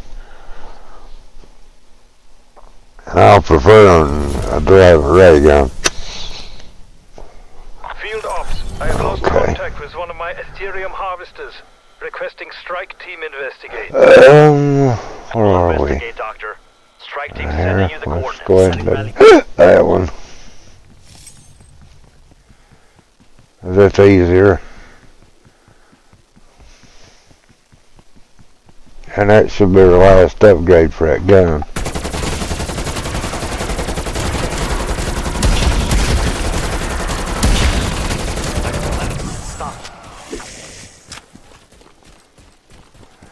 Okay, I'll tell you what we need to do. We need to round a bunch up. We've had that thing. Let's round them up here.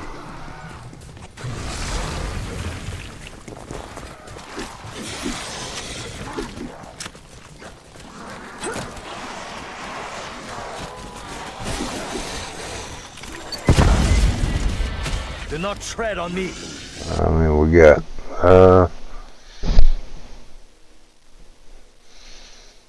we got 10, baby. Yeah. of a bitch. Okay.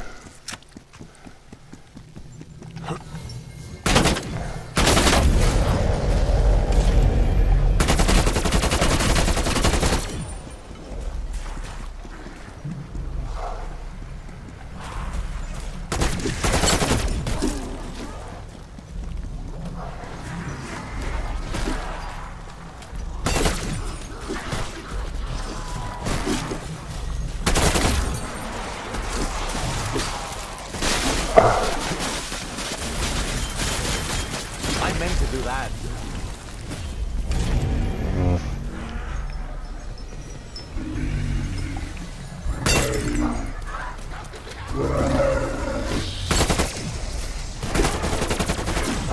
Last one should maybe be right here, yeah.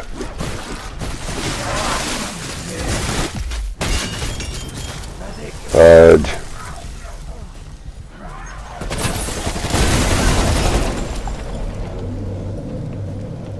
There it is. Damn, boy.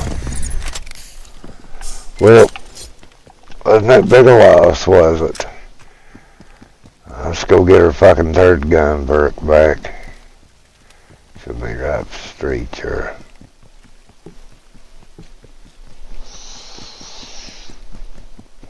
That's one of them deals we couldn't help, bro. We probably could have, but we didn't, so. And it doesn't matter, does it?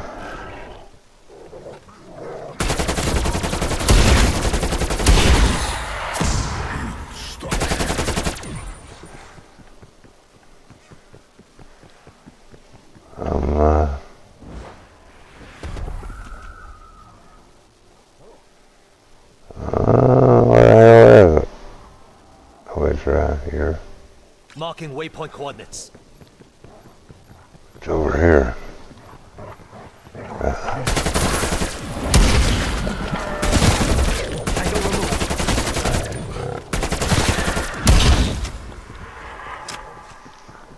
Damn. Looks like we're too late. Strike Yeah. team. Finish harvesting the Aetherium. My men underestimated the dangers. I trust your team will not make the same mistake. Whoever invented this shit.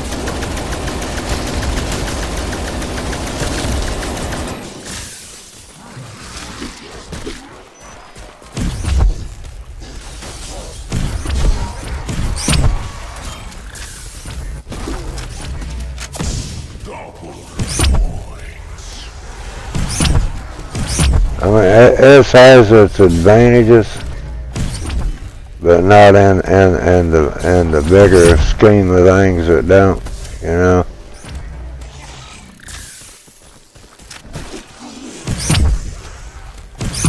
We can keep it. I mean, as far as that goes, I don't think we'll go no further with it than we would with a ray gun. Maybe though. Let's get another perk. Let's get well, we don't need that one as bad as we did. We do, but we don't. How about that? You know, that's a better way of putting it.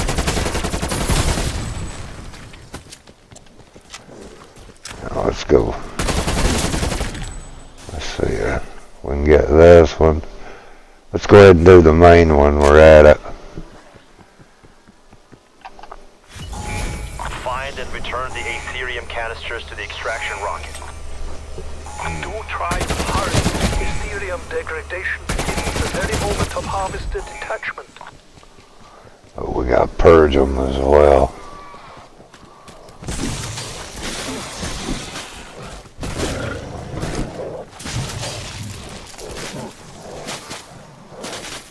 Rid myself of that one. Purge the harvester to release the canister.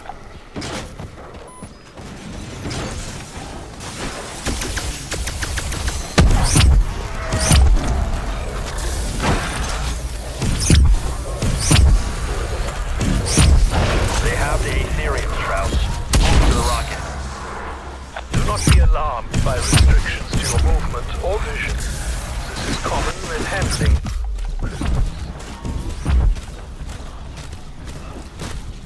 Really? Damn, man, we died at round 4. Shit. God. That wasn't good. Well, we're going to try it again, I guess. You know.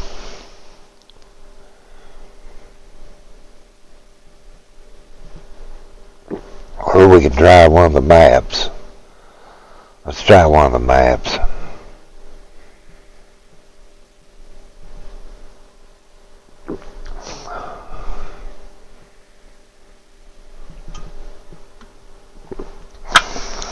That sucks, man, because we got earned 42 minutes in that and went 4 regions. I told you I don't, again, man. It's,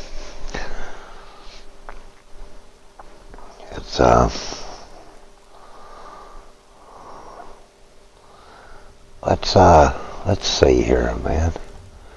How much we lack when it comes to,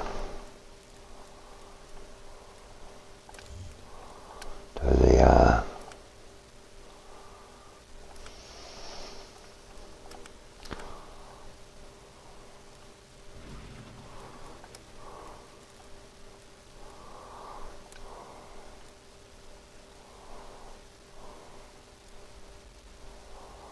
okay, we like two, duh. Then we'll have them every one, dark ether. Okay, I mean, well,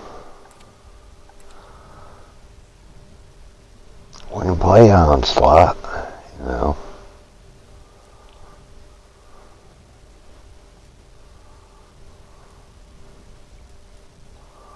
Let's try some Onslaught with people, dudes. You know, why not?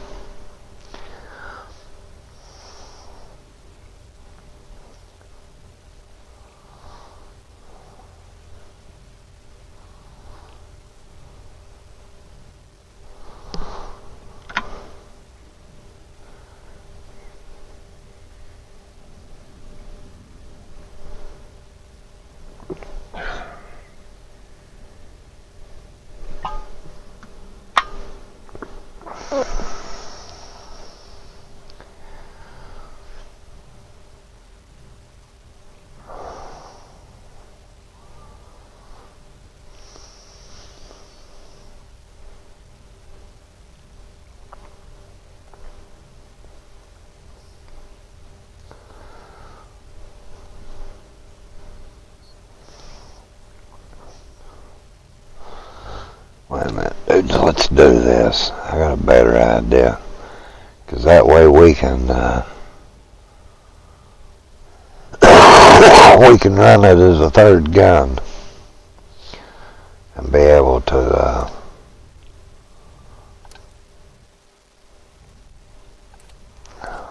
we don't want to play with people either. Let's play Forsaken.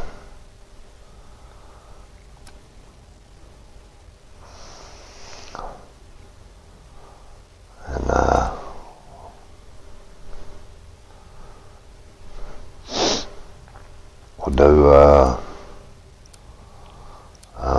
we'll do rocket launchers. We'll just hit the box until we get rocket launchers. We can get the one without. We'll try Ronald the ray gun, but we don't have to have it. We'll have to have a thorough ether for that. Or we got it on this one. We just have to swap weapons. Team has reached the test site, ready to begin infiltration. This place is in chaos. The outbreak must have caught Omega off guard. Kravchenko is willing to risk his own men if it means getting to Zykov. What is our only way to stop the Forsaken? To not let him fall into Kravchenko's hands. Sure, take your time, sweetheart. We're not in a rush. Warning. Hostile search detected at helipad.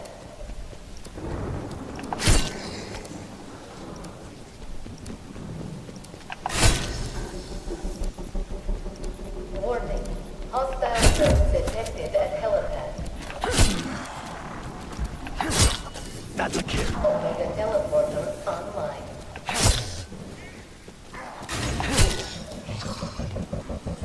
Warning. Hostile search detected at helipad. Okay, we can teleport it now. Warning. Dimensional breach in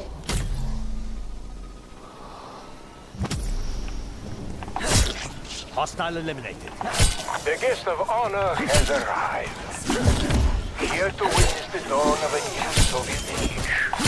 In your dreams, you fucking coward. Zykov is ours.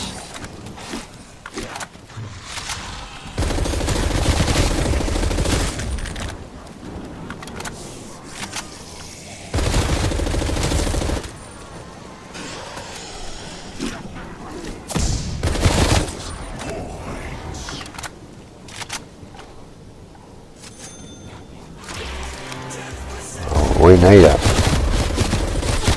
Need it early as well. Hostile down.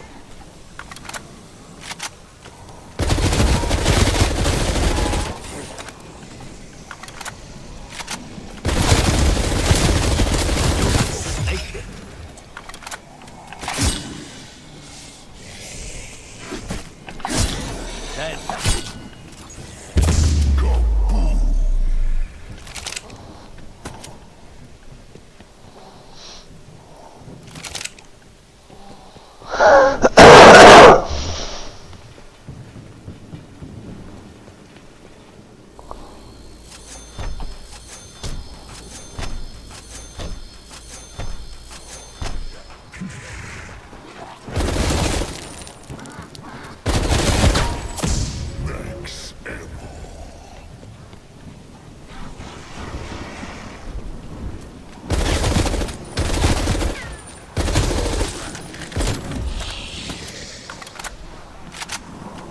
It's one of my favorite maps as well. I mean, like I said, we try to get the ray gun. It does help. But the special in this is also good. It's just both are kind of pointless when you get Fragmentation.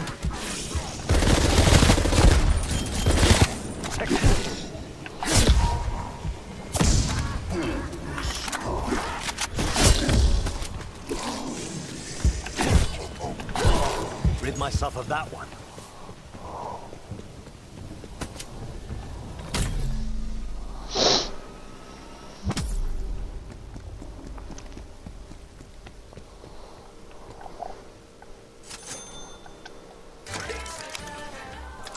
I don't know if 6 grand will do it or not, dudes.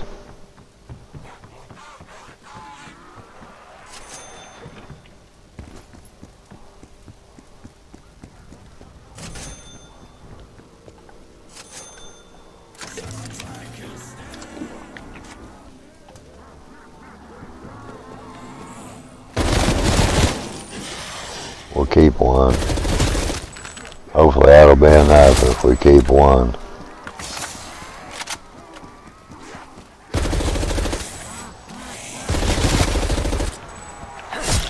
Die.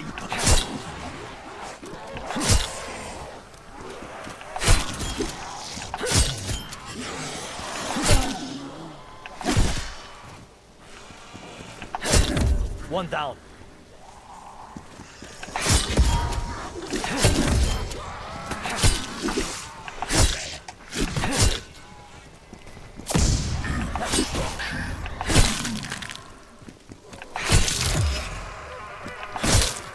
Another one falls.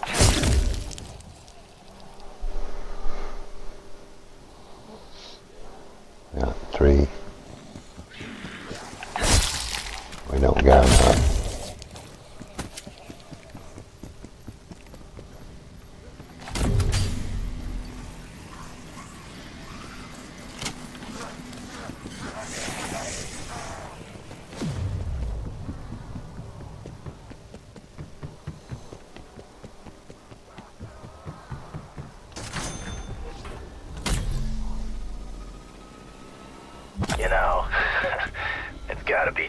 seem to always arrive late to the party. Zykov is ours, and soon the Forsaken will be too.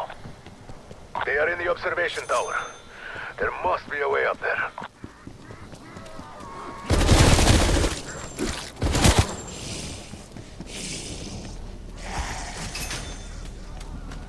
The end of Omega is at hand. Collect Zykov, and you will deliver the killing blow. We might. We'll probably have to end it, though. Maybe. To get the other two.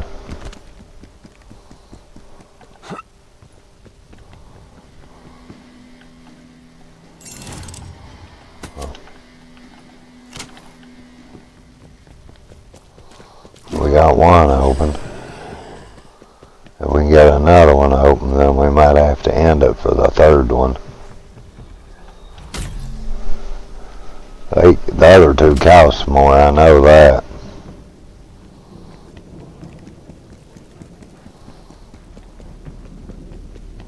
More, I mean, where in the hell we going here, but... Okay. Let's see, should we open this one? Yep, this one it is. We'll have to kill him when we grab the third one. Before we deliver the third one, that is.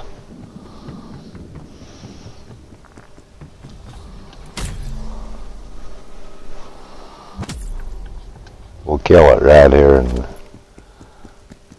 No. We opened that one, we can take it.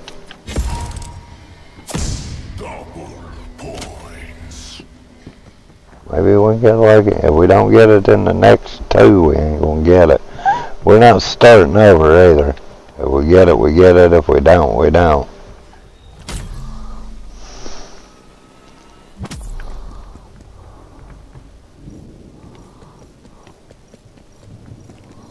It's more than doable without it. For what we're out to do anyway.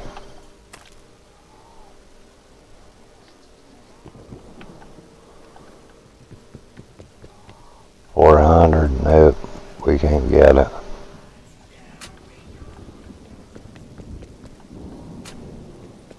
Oh, we should go ahead and get the piece.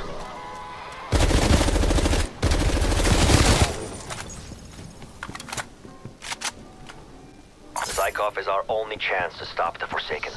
Now we just gotta get one more anyway, so we'll go back. We need, what was it? How much? 12? I think it is. 11 or 12. Get in this one. We need 12. We got 5. Wasted.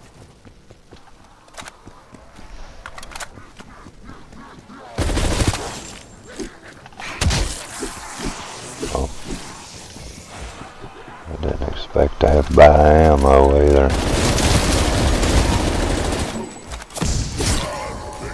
Who else wants some? Oh.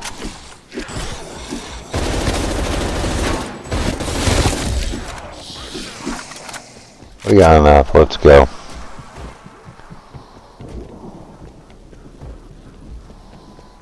Been a while since I played this map, dudes.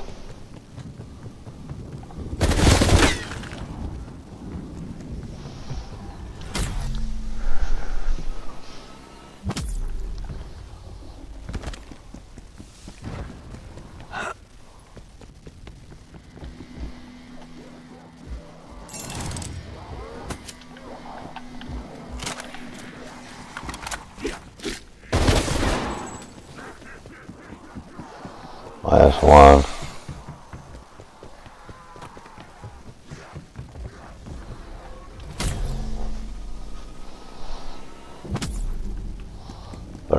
Oh, there we got enough to go through that one. Yeah, we have to. Oh shit, motherfuck. We fucked up, bros.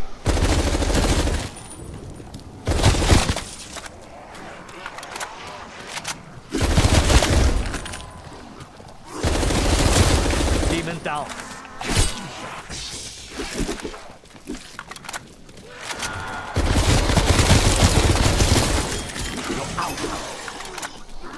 I'm on.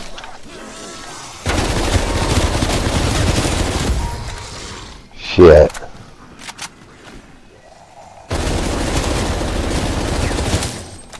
Can't we do it again? I think we can do it again.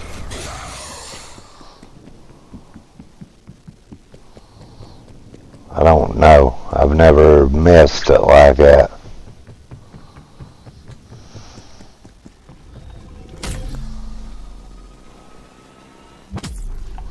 No, I've never missed it. I have to try to do it again.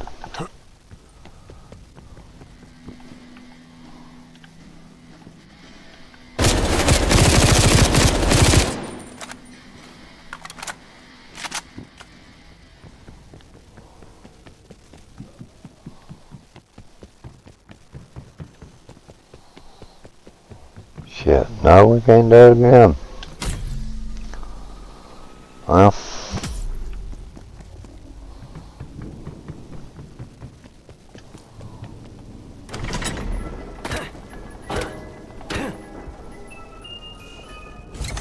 I've killed more men with handguns than I can count. Oh.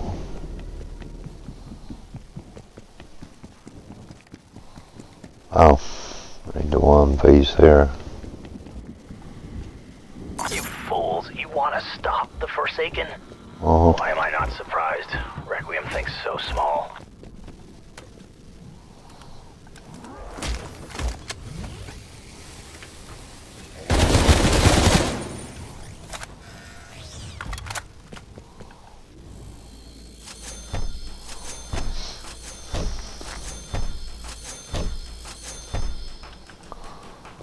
Like I said, it doesn't matter.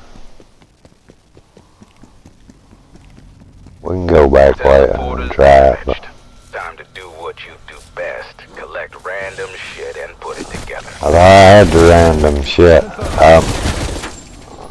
Forgot some of the random shit.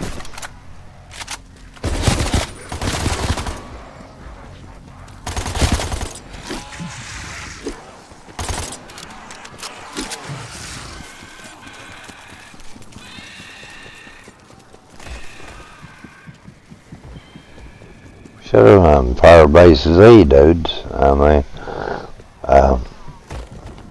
to not lie, it'd have been probably easier. The Forsaken represents a weapon. Michael will show us where he is hidden. When we can evac, we will. We'll do Firebase Z, man. I mean, we should be able to get 50 rounds out of that one relatively easy.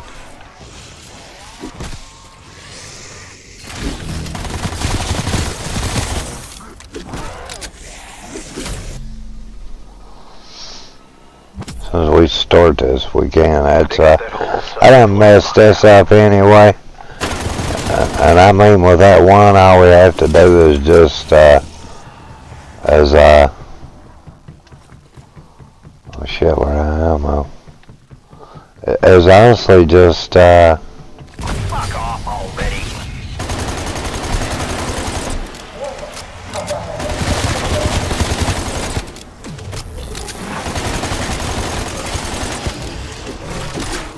or die, it doesn't matter, you know. Prefer to,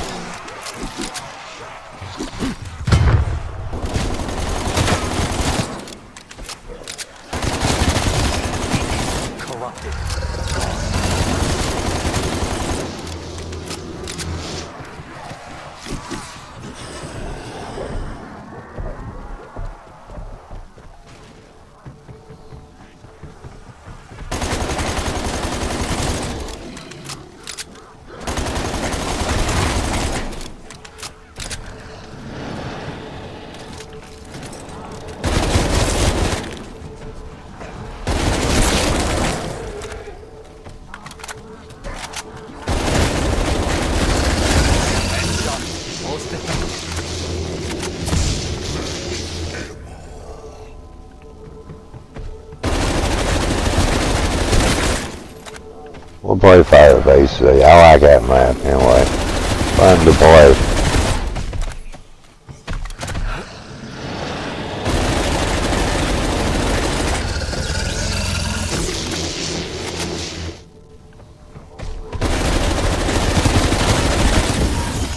I killed one of the heavyweights.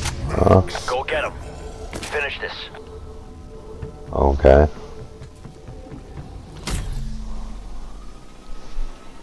Warning. Ethereum radiation at unsafe levels.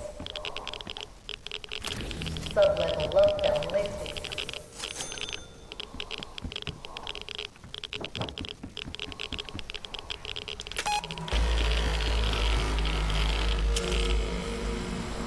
Got fire kills, okay.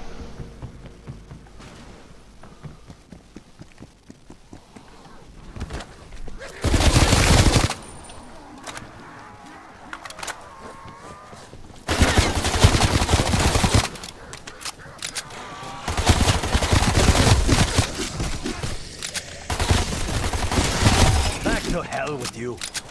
About died there.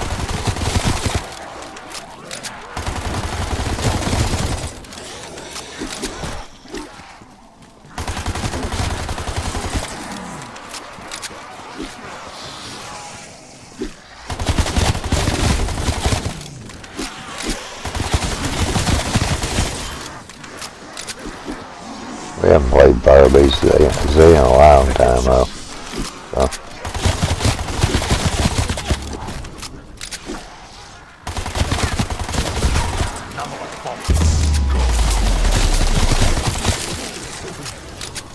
Okay. We should be able to evac.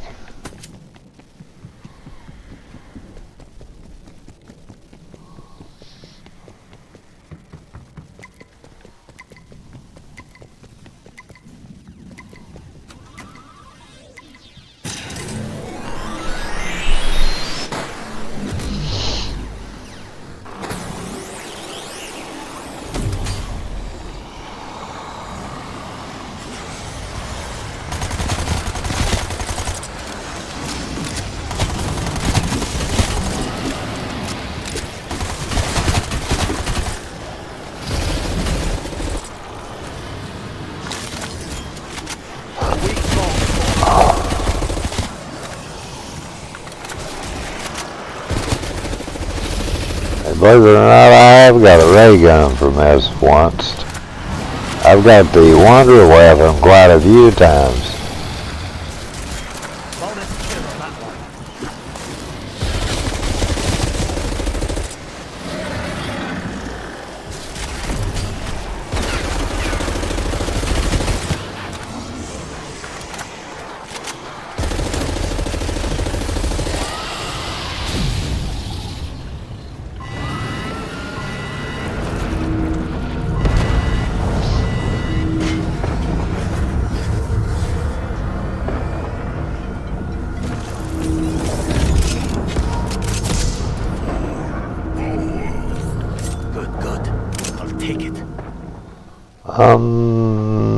We need C4.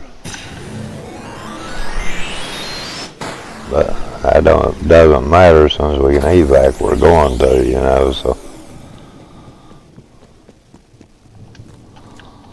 Okay, we can pack a punch this once. Anyway.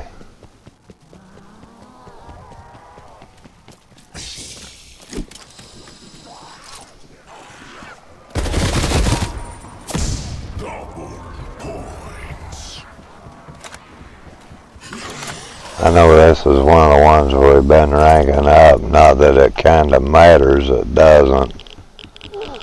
Like I said, we're going to play Firebase Z anyway.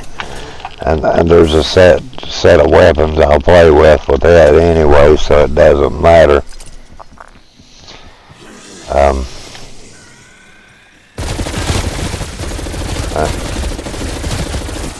Like I said, I know I needed to rank this one up some.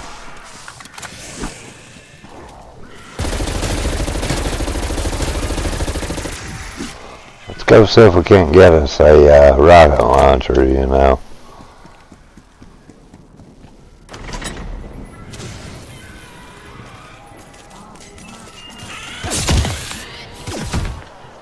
Oh, come on. There's this damn thing here. This is another one they drank up. I think. Best I can remember it is.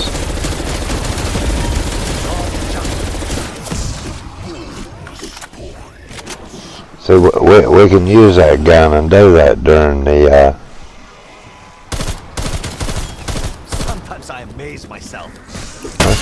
I do. These times I wonder how the hell I stay alive. Well, I'm sticking blades up your ass, Jack. There we go, we can now. Guess that mace, sir, man. We want to beat some ass here. Clinically. Yeah. We are ready to exit the AO. Now. There we go. Damn. Okay, let's regroup. I planned on it there, damn. Damn, I'm leaving here, bro, because, I mean, no, honestly, there's no need. I didn't get it. And not getting it, there's just honestly no need to keep trying. I can go further on further fire base Z. It's for what I'm wanting to do. Okay. Sentry turret deployed.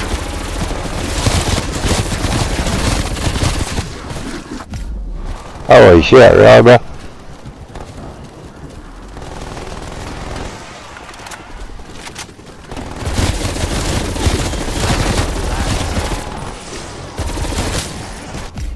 Oh, well, I guess so. Damn, I got a lag, man. I've got a honest to Jesus, I got a lag here. Hang on here, bros. I'm gonna reset my damn internet here. That motherfucker shouldn't have knocked me dead that damn easy. I mean, hell, that's a terrible lag. Yeah, it's 1 minute, dudes. I'll be right back here. I've reset this shit. I can't believe it. I mean, I'm not making excuses. Watch it. It knocks me dead.